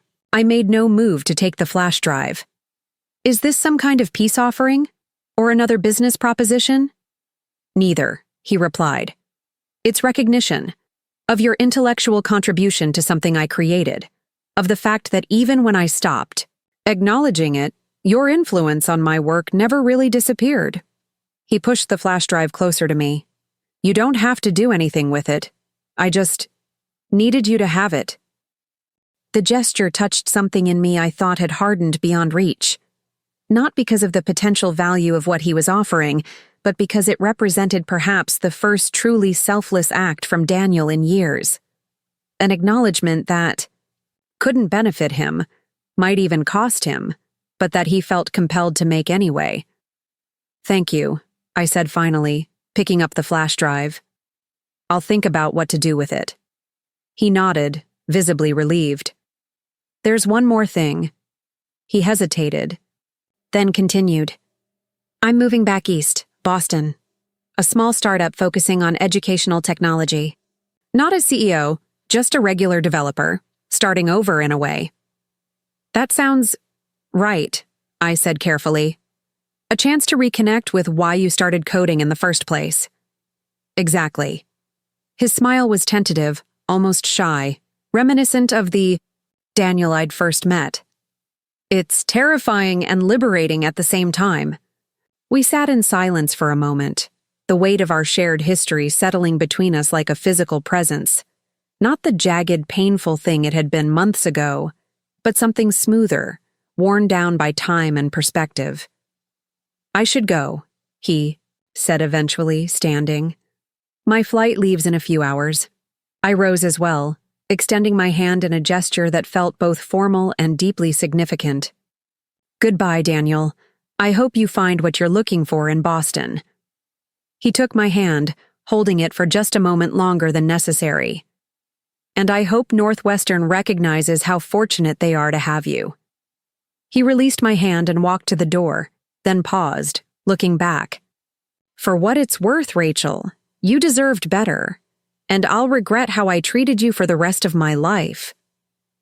After he left, Jessica returned, concern etched on her features. Everything okay? I nodded, still processing the unexpected turn the meeting had taken. Yes, I think that really was goodbye. That evening, I sat on my apartment balcony, the flash drive Daniel had given me resting on the table beside an untouched glass of wine. The Chicago sunset painted the sky in dramatic oranges and pinks, a fitting backdrop for the swirl of emotions I was experiencing. My phone chimed with a text from Michael. Still on for coffee tomorrow? I smiled, typing back. Absolutely, looking forward to it. As I set the phone down, I realized something significant had shifted within me during that final meeting with Daniel. The anger that had fueled me through the confrontation and legal battle had dissipated, leaving behind not emptiness, but space. Space for new possibilities, new connections, new versions of myself I hadn't yet discovered. I picked up the flash, drive, turning it over in my palm. Whatever it contained, genuine innovation or mere gesture, it represented something important. Recognition of my intellectual value, of my contribution to ideas that mattered. After years of being relegated to the background of Daniel's success story, this small acknowledgement felt surprisingly meaningful. The fall semester began with a burst of nervous energy as I stepped onto Northwestern's campus, feeling simultaneously too old and too young for this new chapter. My first literature seminar included students fresh from undergraduate programs, their faces still carrying the unlined confidence of youth, alongside a handful of older students returning to academia after other careers. The professor, not Michael, who taught in a different department, seemed pleased by the diverse mix, especially after I introduced myself and mentioned my unusual path to the program. Several younger students sought me out after class, curious about my real-world experience, seemingly eager for proof that life didn't follow predictable patterns. I found myself becoming something of a mentor to a small group of women in the II program, offering perspective not just on literature but on the messy business of building a life that aligned with one's values rather than external expectations. It was a role I'd never anticipated, but that fulfilled something deep within me. Michael and I continued meeting for coffee, then dinners, then weekend outings to museums and bookstores and jazz clubs. We moved slowly, both carrying the caution of past disappointments, but with a mutual respect that made each step feel secure rather than tentative. 3 months into the semester, I finally showed him the flash drive Daniel had given me, explaining its origins and potential. "This is fascinating," Michael said after I'd demonstrated the algorithm's capabilities on a digital copy of Pride and Prejudice, watching as it tracked emotional resonance across Austen's carefully constructed narrative. "Have you shown this to anyone in the comp sci department?" I shook my head. "Not yet. I've been learning more about natural language processing first, trying to understand what I actually have here. You should talk to Professor Winters in computational linguistics," he suggested. "This intersects perfectly with her research on digital humanities." The meeting with Professor Winters led to a collaboration that eventually expanded to include faculty from 3 departments, with me serving as an unexpected bridge between the humanities and computer science worlds. By spring, we'd secured a modest grant to further develop the algorithm into a research tool for literary analysis. Daniel's algorithm, which I'd renamed Emily, Emotional Mapping Interface for Literary Analysis, became the foundation for my graduate thesis, combining my love of literature with a newfound interest in digital humanities. The irony wasn't lost on me. The man who had once dismissed my educational aspirations as secondary had inadvertently provided the tool that was now opening new academic doors. 1 year after my confrontation with Daniel at the gala, I received an unexpected email from a tech journalist who had witnessed the scene. She was writing a feature on gender dynamics in the tech industry and wanted to interview me about my experience. My first instinct was to decline. I'd put that chapter behind me, focusing on building my new life, rather than relitigating the past. But after discussing it with both Jessica and Michael, I reconsidered. "Your story might help other women recognize similar patterns before they've given up years of their lives," Michael pointed out. "Not everyone gets the vindication you did." The resulting article, "The Invisible Partners: Women Behind Tech's Self-Made Men," featured my story alongside others, highlighting the systematic erasure of women's contributions in male-dominated industries. It struck a chord, garnering attention far beyond the tech publications where it first appeared. I began receiving emails from women in similar situations, wives and girlfriends who had supported partners through medical school or law school, or MBA programs, only to find themselves discarded once the hard years were behind them. Some sought legal advice, which I directed to Jessica. Others simply wanted acknowledgement that their experiences were real and their anger justified. In response, I established a small nonprofit alongside my scholarship fund, providing resources and community for women rebuilding their lives after relationships where their contributions had been systematically devalued. We offered legal referrals, educational counseling, and, most importantly, a space where these women's stories were heard and validated. 2 years into my program at Northwestern, with my thesis nearing completion and the Emily Project gaining recognition in digital humanities circles, I received another unexpected communication. This time, a LinkedIn request from Olivia Chen Curiosity led me to accept, and a message followed almost immediately. "I owe you an apology. Coffee sometime?" We met at a quiet cafe near campus, the awkwardness of our situation hanging between us as we exchanged stilted pleasantries. Olivia looked different from the polished, intimidating woman I remembered. Still beautiful, but somehow more subdued, more human. "I want to be clear," she said, after we'd settled with our drinks. "I'm not here to justify what happened or to ask for forgiveness. I've been doing a lot of reflection since everything fell apart, and I needed to acknowledge my role in hurting you." I studied her, searching for signs of insincerity but finding none. "I appreciate that. It couldn't have been easy to reach out." "It wasn't," she admitted with a small smile. "But necessary. For my own growth, if nothing else." She took a sip of her tea. "I've left the tech industry, actually. I'm getting my MBA at Kellogg now." "That's unexpected," I said, genuinely surprised. "You seemed very established in your career." I was.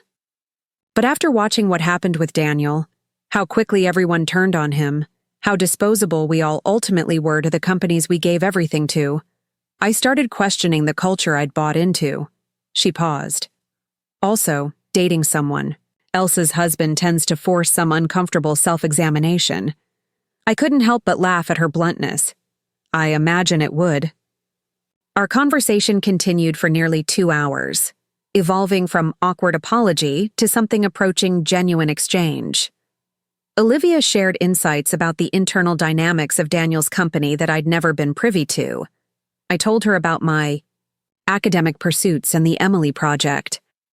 As we prepared to leave, she hesitated, then asked, "Do you ever think about what might have happened if the acquisition had gone through? If you hadn't discovered the divorce papers?" I considered the question seriously. Sometimes, I might still be in California playing a role that was slowly hollowing me out. Or maybe I would have discovered the truth later, when the stakes were even higher. I shrugged. Either way, I'm grateful for how things turned out. Not the pain or betrayal, but the opportunity to reclaim my life. Olivia nodded thoughtfully. "For what it's worth, I think you're exactly where you're supposed to be. And from everything you've shared today, it sounds like you're thriving."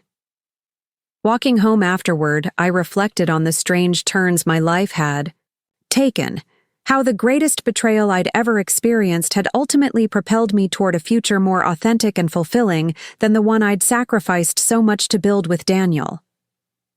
That evening, as Michael and I prepared dinner in my apartment, a comfortable routine we'd established over the past year, I told him about the meeting with Olivia. "That must have been surreal," he said, chopping vegetables with the precise attention he brought to everything.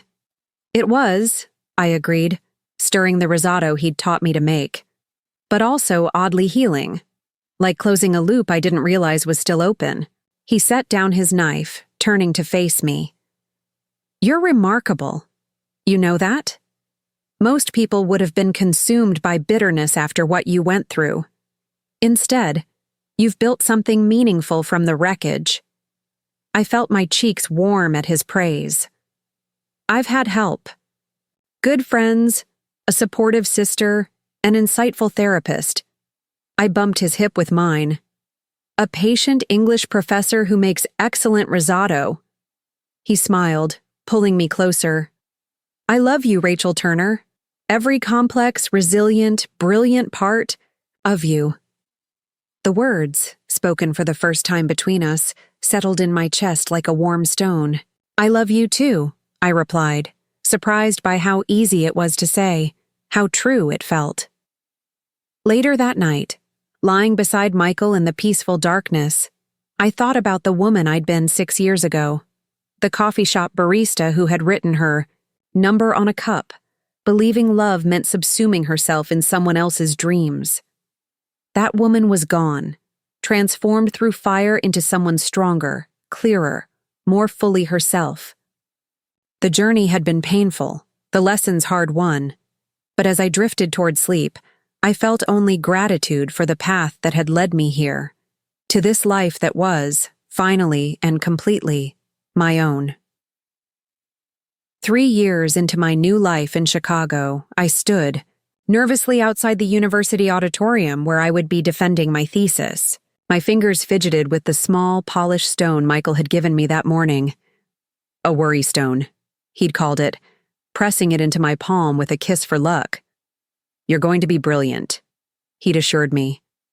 "You know this material better than anyone."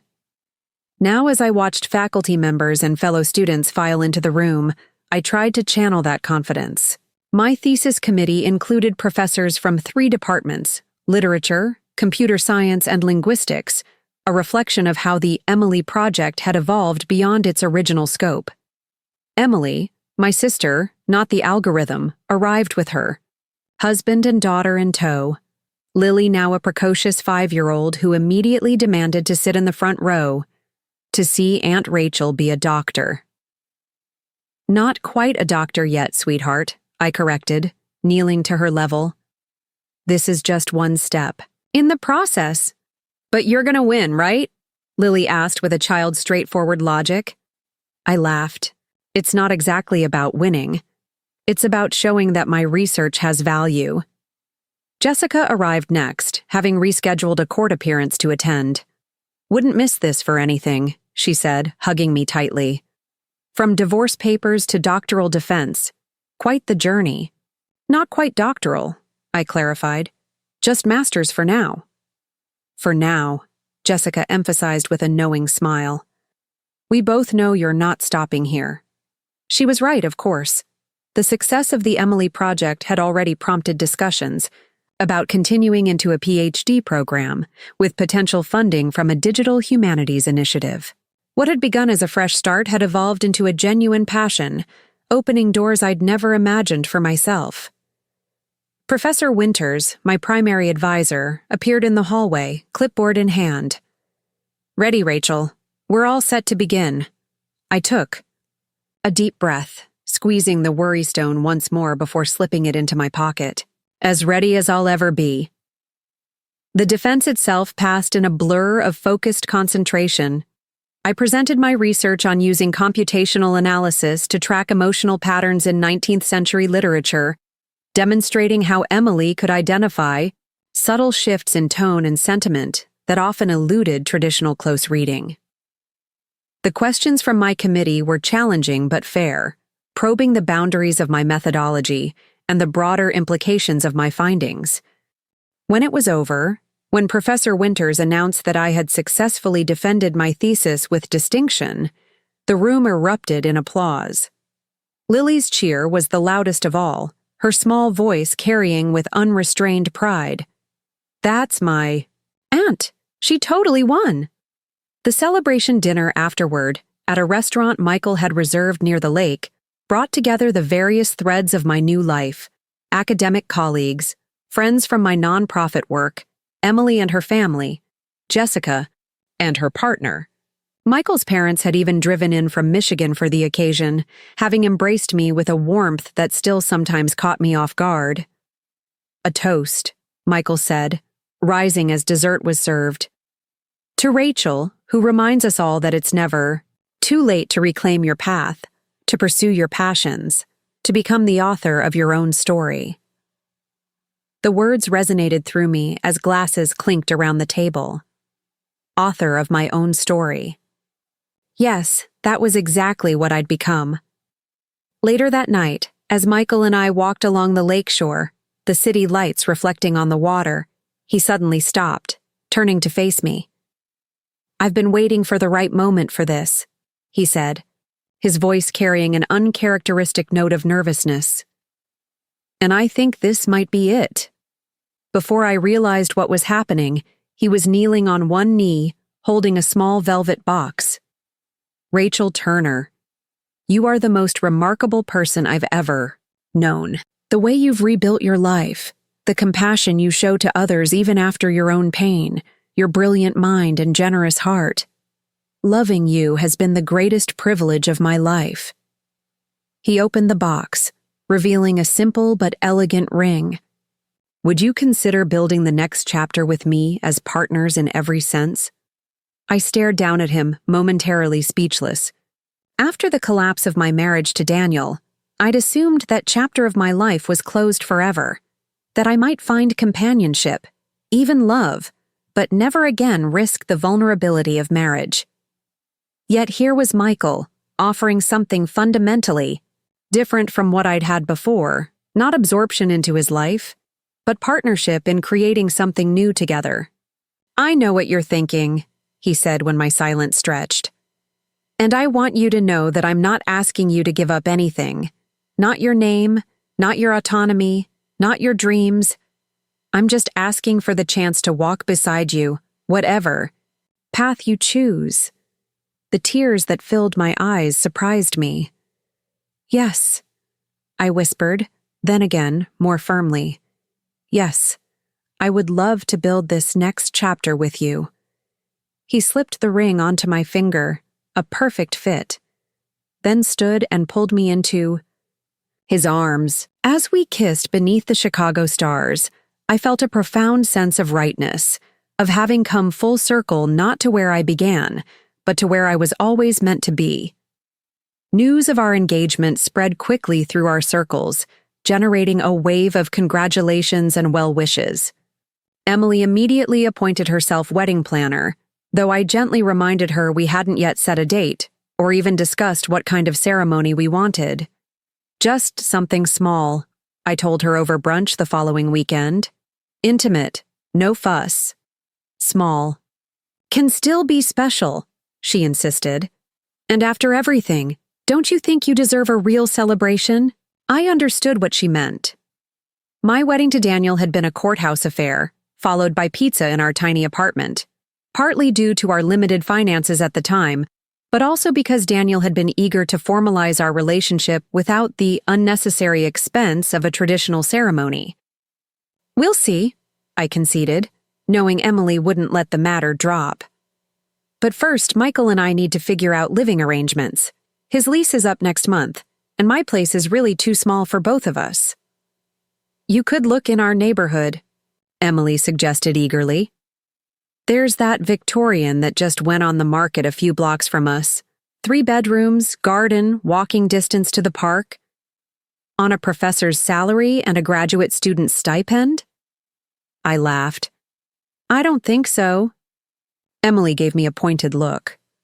"Rachel, you're literally a millionaire. When are you going to start acting like it?" It was true, of course. Despite the substantial funds I'd invested in my scholarship program and nonprofit, the bulk of my settlement remained untouched, growing steadily under the management of the financial advisor Jessica had recommended. I lived comfortably but modestly, still adjusting to the reality that money was no longer a constant concern. "It feels strange," I admitted, "using that money for something so personal, like I haven't earned it." "Earned it?" Emily's voice rose incredulously. "You worked double shifts for years while Daniel pursued his dreams. You uprooted your entire life for his career. You supported him emotionally, financially, practically through every step of building that company. If anyone has earned that money, it's you." Her vehemence made me smile. "Point taken. I'll talk to Michael about the Victorian." Michael, as it turned out, had similar reservations about living in a home purchased primarily with my settlement money. "It's not about pride," he explained, as we toured the house, which was even more beautiful than Emily had described. "It's about balance. I want to contribute equally to our life together." "But equal doesn't have to mean identical," I countered, running my hand along the intricately carved banister. "You contribute in countless ways that aren't financial.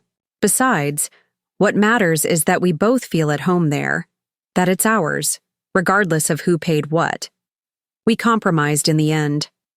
I purchased the house, but Michael insisted on covering all renovation costs and contributing to a joint household account. It wasn't a perfect solution, but it reflected our commitment to building a partnership that honored both our needs and our individual circumstances. As we settled into our new home, transforming it room by room into a space that reflected our shared aesthetic, I found myself thinking often about the contrast with my life in San Francisco. There, I had inhabited a house designed and furnished without my input, a physical manifestation of my peripheral role in Daniel's world. Here, every decision, from the color of the kitchen cabinets to the arrangement of the garden beds, was made together, each choice a small affirmation of our equal stake in creating this shared life.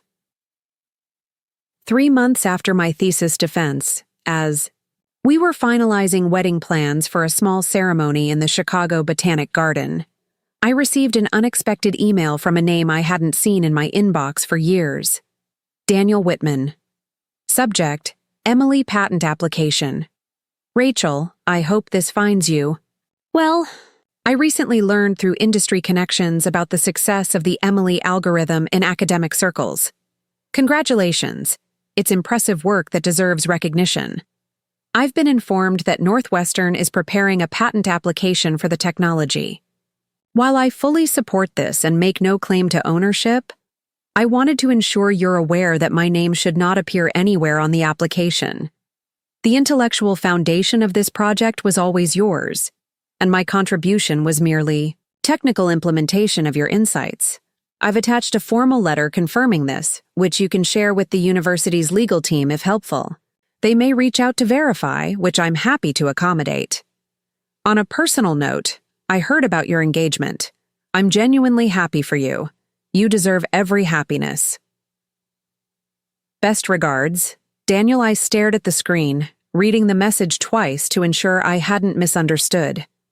The Daniel I'd been married to would never have voluntarily relinquished credit for something with commercial potential.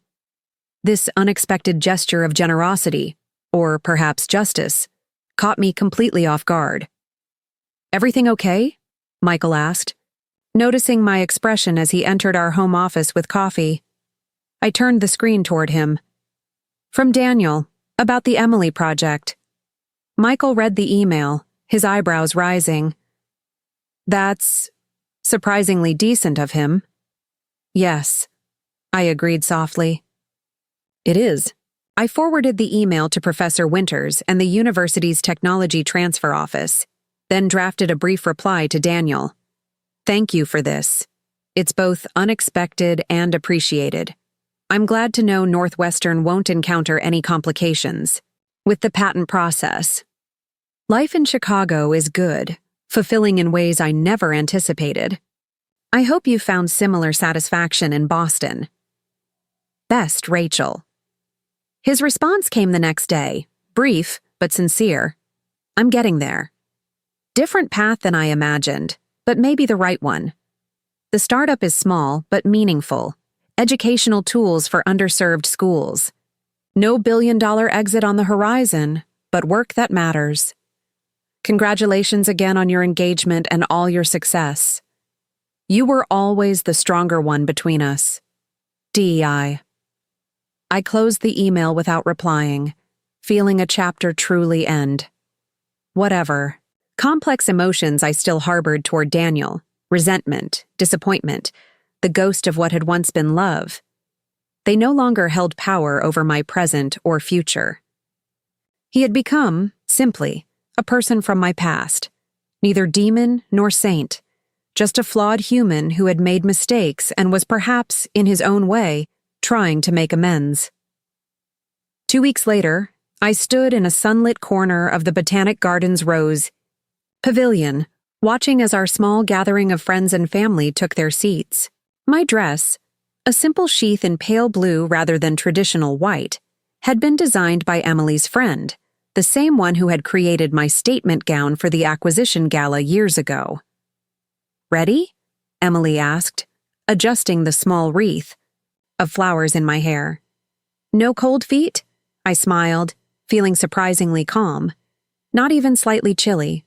This feels right, in a way I never expected to feel again. That's because it is right, she said, squeezing my hand. He sees you, Rachel. The real you. Not what you can do for him, not how you fit into his plan. Just you.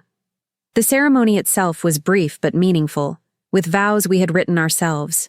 Promises. Not of blind devotion or unquestioning support, but of partnership, respect, growth, and intentional love. When Michael slipped the simple gold band onto my finger to join my engagement ring, his hands were steady, his eyes clear with certainty.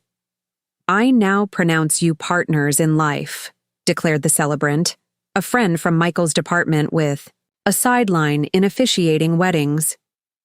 Equal in commitment, bound by choice rather than obligation, walking forward together by mutual consent and shared purpose. As we turned to face our cheering friends and family, Michael leaned close to whisper, "In my ear, best decision I ever made." I squeezed his hand in agreement, overwhelmed by the journey that had led me to this moment. From the exhausted barista working double shifts to support someone else's dreams, to the woman standing here now, surrounded by people who valued her. For exactly who she was, embarking on a partnership founded on mutual respect rather than sacrifice. The reception flowed seamlessly into evening, with dinner served at long tables in the garden's terrace area, string lights twinkling overhead. As dusk settled, Jessica gave a toast that made everyone laugh and cry in equal measure, skillfully avoiding direct mentions of my past while celebrating the resilience that had brought me to this new beginning. "To Rachel and Michael," she concluded, raising her glass, "who remind us that sometimes the most beautiful chapters come after we think the story is over." Later, as Michael and I danced beneath the stars, I felt a contentment so profound it bordered on disbelief, as if this happiness might dissolve at any moment, revealing itself as a dream rather than my actual life. "What are you thinking?"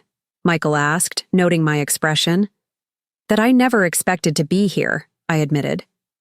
"After everything fell apart with Daniel, I thought I was done with marriage, done with trusting someone that completely."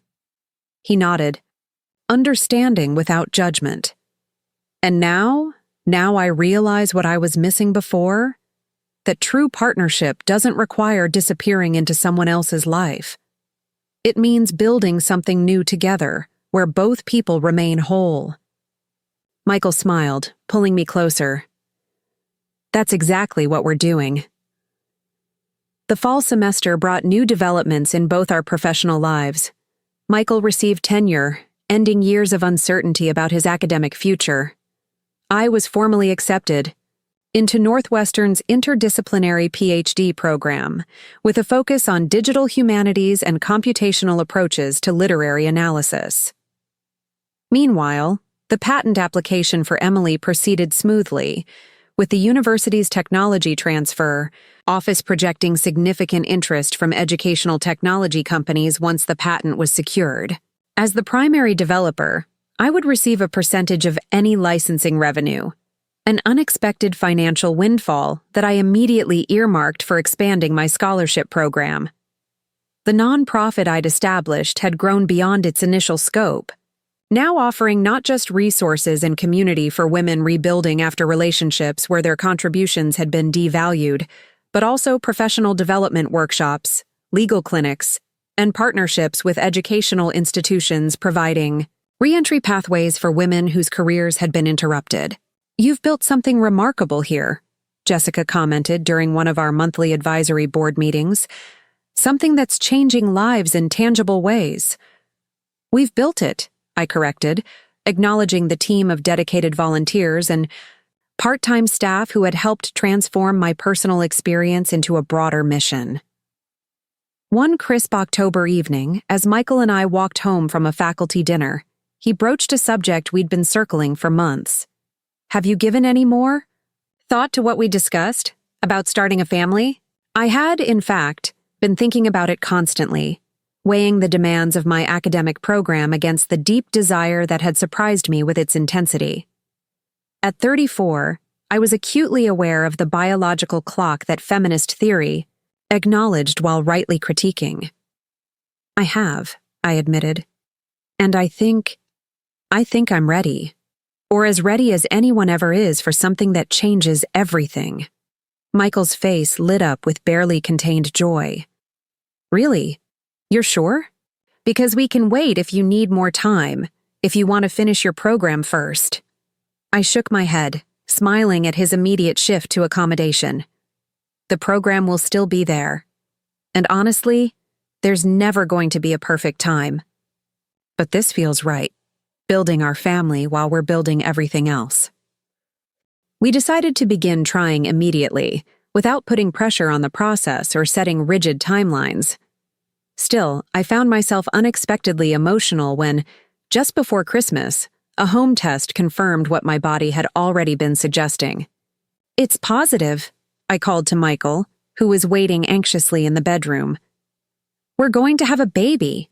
His whoop of joy carried through the house as he rushed to the bathroom, lifting me in a careful embrace. "A baby," he repeated, wonder suffusing his voice. "Our baby," I nodded, tears streaming down my face. Due in August, if my calculations are right. As the news spread through our circle, reactions ranged from Emily's ecstatic planning for her role as aunt to Jessica's playful, warning that she expected to be named godmother given everything we've been through together. My colleagues at Northwestern were supportive, helping me adjust my academic timeline to accommodate the expected arrival without derailing my progress. Spring brought another unexpected development, an invitation to speak at a women's leadership conference in San Francisco focused on second acts and career reinvention. The irony of returning to the city where my life had imploded wasn't lost on me, but after discussing it with Michael and my therapist, I decided to accept.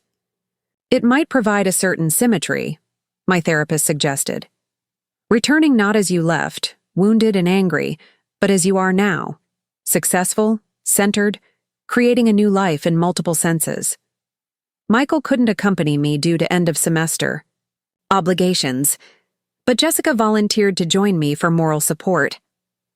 As our plane descended toward San Francisco International, I gazed out at the familiar skyline, surprised by the lack of emotional response. The city that had once represented such pain had become simply a place, beautiful but no longer charged with personal significance. The conference was being held at the Legion of Honor, the very venue where the acquisition gala had taken place 5 years earlier. As Jessica and I approached the neoclassical columns, now transformed for a very different kind of gathering, I felt a moment of déjà vu so powerful it stopped me in my tracks. "You okay?" Jessica asked, concern evident in her voice. I nodded slowly. "Just remembering. The last time I was here, I was about to blow up my husband's billion-dollar acquisition." Jessica laughed, linking her arm through mine. "And now you're back as a keynote speaker, 4 months pregnant, happily remarried, with a patent pending and a PhD in progress. I'd call that a successful revenge plot." "Not revenge," I corrected gently. "Reclamation." My speech that afternoon, delivered to a packed auditorium of women at various stages of personal and professional transition, focused on the difference between sacrifice and investment, between supporting someone else's dreams and abandoning your own. The hardest lesson I had to learn, I told the rapt audience, my hand resting lightly on the small swell of my pregnancy, was that loving someone doesn't require diminishing yourself. That partnership, true partnership, means growing together, not one person withering so the other can bloom. As applause filled the grand hall, I caught sight of a familiar figure slipping quietly toward the exit, Olivia Chen, who had apparently attended my talk without making her presence known. Our eyes met briefly across the distance, and she offered a small nod of acknowledgement before disappearing through the door. Later, at the reception, I was approached by dozens of women eager to share their own stories or ask for advice. One in particular, a young woman with the same determined expression I recognized from my own mirror years ago, made a particular impression. "I'm working 2 jobs while my fiancé finishes law school," she confided. "Sometimes I wonder if I'm setting myself up for exactly what happened to you." I considered her question carefully, recognizing its weight. "Supporting someone you love isn't inherently wrong," I said finally. "The problem comes when that support isn't reciprocal, when your dreams are consistently set aside for theirs. Ask yourself, Does he see your goals as equally important? When you talk about the future, is your professional fulfillment part of the conversation? Does he recognize the sacrifices you're making and acknowledge his own responsibility to reciprocate? She nodded thoughtfully. Those are good questions. I'm not sure I know all the answers yet. Then those are conversations worth having before you move forward, I suggested. Not to test him or issue ultimatums, but to ensure you're truly building a partnership, one where both people have the space and support to pursue their fullest potential. As Jessica and I left the museum that evening, the setting sun casting long shadows across the courtyard, I felt an unexpected sense of completion, as if some restless energy that had been driving me forward had finally settled into peaceful purpose. You know what's funny? I said as our car wound through the city toward our hotel. For years after leaving San Francisco, I carried this place with me, all the pain and betrayal and anger. But being back here now, I realize it doesn't have any power over me anymore. It's just a city, a beautiful one, but just a place on a map. Jessica smiled, squeezing my hand. That's how you know you've truly moved on, when the places and people that once hurt you become neutral again. That night, back in my hotel room, I called Michael to share the day's events. As we talked, I stood by the window, gazing out at the city lights, one hand resting on my growing belly where our child was just beginning to make their presence known with tiny, fluttering movements. I wish you could have been there, I told him. It felt like coming full circle in a way, returning to where everything fell apart, but as a completely different person. Not completely different, Michael said, his voice warm even through the distance. The core of who you are was always there. Your intelligence, your compassion, your resilience. You just needed the space to reclaim those parts of yourself. As we said our goodnights, promising to see each other in just 2 more days, I remained by the window, watching the fog roll in across the bay, shrouding the city in its mystical embrace. In that quiet moment, I felt a profound gratitude for the painful journey that had led me here. Not because the pain itself had value, but because without it, I might never have discovered the strength that had always existed within me, waiting for the chance to emerge. My hand moved in small circles over my belly, connecting with the new life growing there, a life that would enter a world fundamentally different from the one I had known at their age. A world where I hoped they would never learn to make themselves smaller for someone else's comfort, never mistake self-erasure for love. You'll know your own worth from the beginning, I whispered to my unborn child. That's my promise to you. That's my legacy. And as the fog enveloped the city where I had once lost myself, I turned away from the window toward the future waiting to be written, a future entirely, irrevocably my own. 5 years had passed since that night in San Francisco, when I'd stood at the hotel window, making silent promises to my unborn child. Now, on a crisp autumn morning in Chicago, I watched that same child, my daughter Eliza, chase falling leaves across our backyard, her laughter carrying on the breeze. "Mommy, look! I caught a red one," she called, holding up her prize with 4-year-old triumph. "Beautiful," I applauded from the porch, where I was grading papers while Michael prepared Sunday breakfast. Our second child, 11-month-old James, was napping upstairs, monitored by the baby camera propped beside my stack of student essays. The past 5 years had unfolded with a richness I couldn't have imagined that day in the coffee shop when I'd impulsively written my number on Daniel's cup. I'd completed my PhD the previous spring, officially becoming Dr. Rachel Turner, with a dissertation that expanded the Emily Project into new domains of computational literary analysis. The patent had been approved and licensed to several educational technology companies, generating steady royalty income that continued to fund my scholarship program.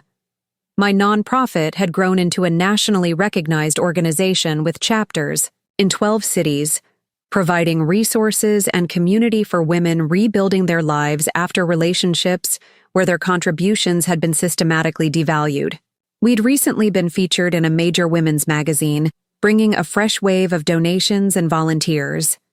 Michael had been named department chair last year, a position he approached with the same thoughtful dedication he brought to everything. Our partnership remained steady and equal, each of us taking turns stepping forward or back as our professional demands ebbed and flowed. When Eliza was born, he'd taken a semester's leave to be her primary caregiver while I finished crucial research. When James arrived during my final dissertation push, I'd barely missed a beat, thanks to Michael's unwavering support and our carefully balanced childcare arrangements. "Breakfast is ready," Michael called from the kitchen. "Eliza, come wash your hands." Our daughter raced inside, her cheeks flushed with cold and excitement, a collection of colorful leaves clutched in her small fist. "Can I put these in a book? Like the flowers we pressed last spring?" "Absolutely," I said, gathering my papers. "We'll do it after breakfast." At the table, as we passed plates of pancakes and fresh fruit, I found myself pausing to absorb the simple perfection of this moment. My family gathered in the warm kitchen of our Victorian home. Sunday morning sunlight streaming through the stained glass window we'd discovered behind drywall during renovations. "You're doing it again," Michael observed with a gentle smile. "What?" "That thing where you freeze like you're taking a mental photograph." I laughed, caught. "Can you blame me? This is—" I gestured around the table, at a loss for words adequate to capture what I felt. "I know," he said simply, understanding as he always did. Later that afternoon, while the children napped and Michael prepared for his classes, I sat in my home office reviewing the final edits for my book, Reclaiming Value, Women's Unseen Contributions in Technology and Beyond, scheduled for publication in the spring. The manuscript had evolved from a series of essays I'd written about my experience with Daniel and the stories I'd collected through my nonprofit work. My phone chimed with an email notification. The sender's name made me pause. Ethan Whitman, Daniel's son from his new marriage? I did the math quickly. The boy would be about 4 now, the same age as Eliza. Daniel had remarried 2 years after our divorce to a fellow developer at his Boston educational technology startup. I'd seen the wedding announcement online and felt nothing but a distant wish for his happiness. I opened the email cautiously. "Dear Dr. Turner, you don't know me, but my father is Daniel Whitman. I'm writing because Dad is in the hospital. He had a heart attack last week. The doctors say he's stable now, but it was serious. Before you delete this, please know he didn't ask me to contact you. Mom doesn't even know I'm writing. But I found your book manuscript on his desk. He received an advance copy as a professional courtesy, I think. It was marked up with notes, and he seemed to be writing some kind of response. He told me once that he made terrible mistakes with someone who helped him succeed, and that he hopes I grow up to be better than he was. I think he was talking about you. I know this is weird coming from a stranger, but if you could send him a message or something, I think it might help him recover faster. He respects you a lot. Sincerely, Ethan Whitman." I stared at the screen, processing this unexpected connection from my past. After a moment's hesitation, I pulled up my contacts and placed a call I hadn't made in years. "Rachel?" Daniel's voice sounded weaker than I remembered, but the surprise in it was evident. "Did Ethan contact you?" "He did," I admitted. "I'm sorry. About your heart attack. How are you feeling?" "Better than I deserve," he said with a faint laugh that turned into a cough. "Sorry. Still recovering."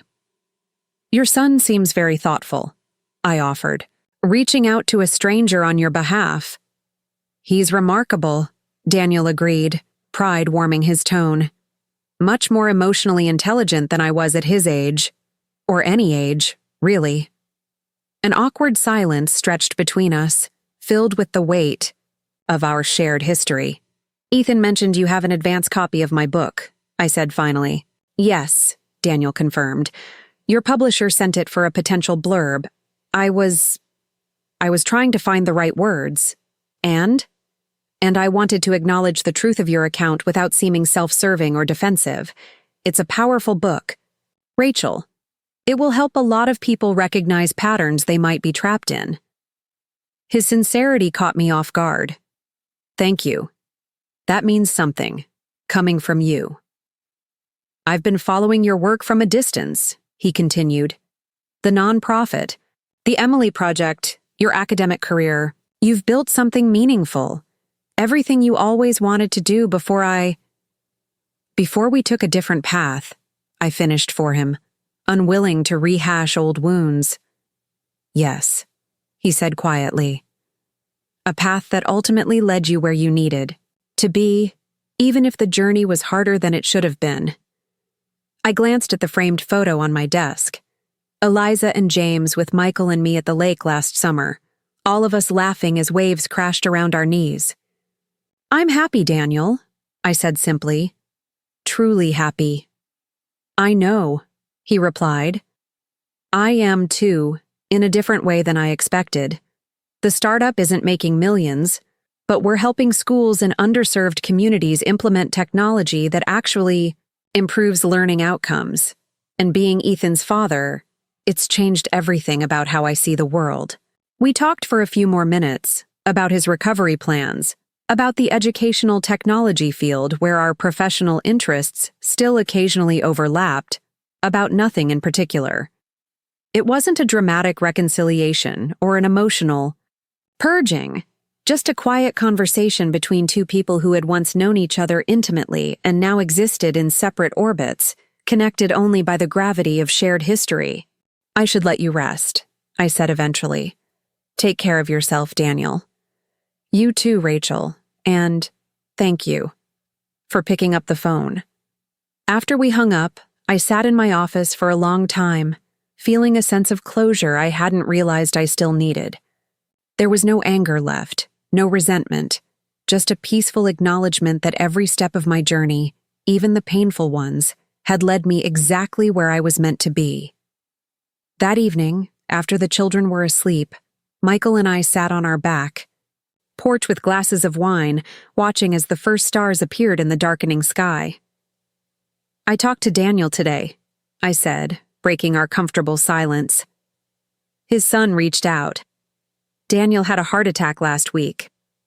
Michael turned to me, his expression concerned but not jealous or threatened. Is he okay? Recovering. It was good, actually. Talking to him.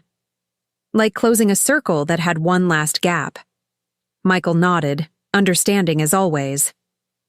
You've come a long way from that night at the gala. We've come a long way, I corrected, reaching for his hand. I couldn't have rebuilt without you, not just supporting me, but seeing me. Really seeing me. He squeezed my fingers gently. You were always there to be seen. Some of us are just better at looking. The following spring, my book was published to critical acclaim and surprising commercial success. The day it hit the bestseller list, I received a simple card in the mail, no return address, just a single line in familiar handwriting.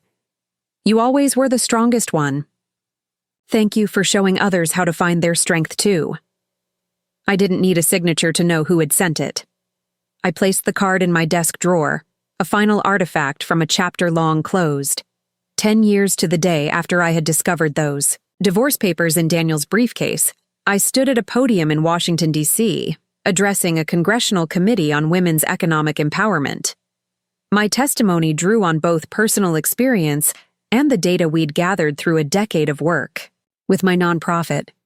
The most insidious form of inequality, I told the assembled lawmakers, isn't always the obvious discrimination we can legislate against.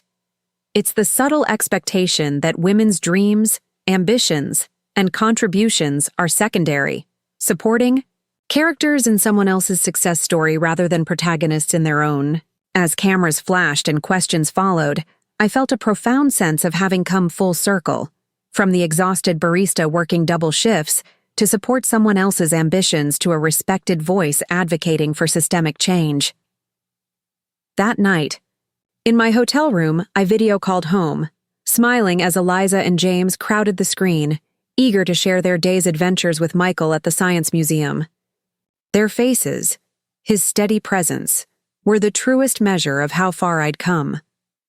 Later, as I stood by the hotel window looking out at the Capitol's illuminated monuments, I reflected on the strange, winding path that had led me here.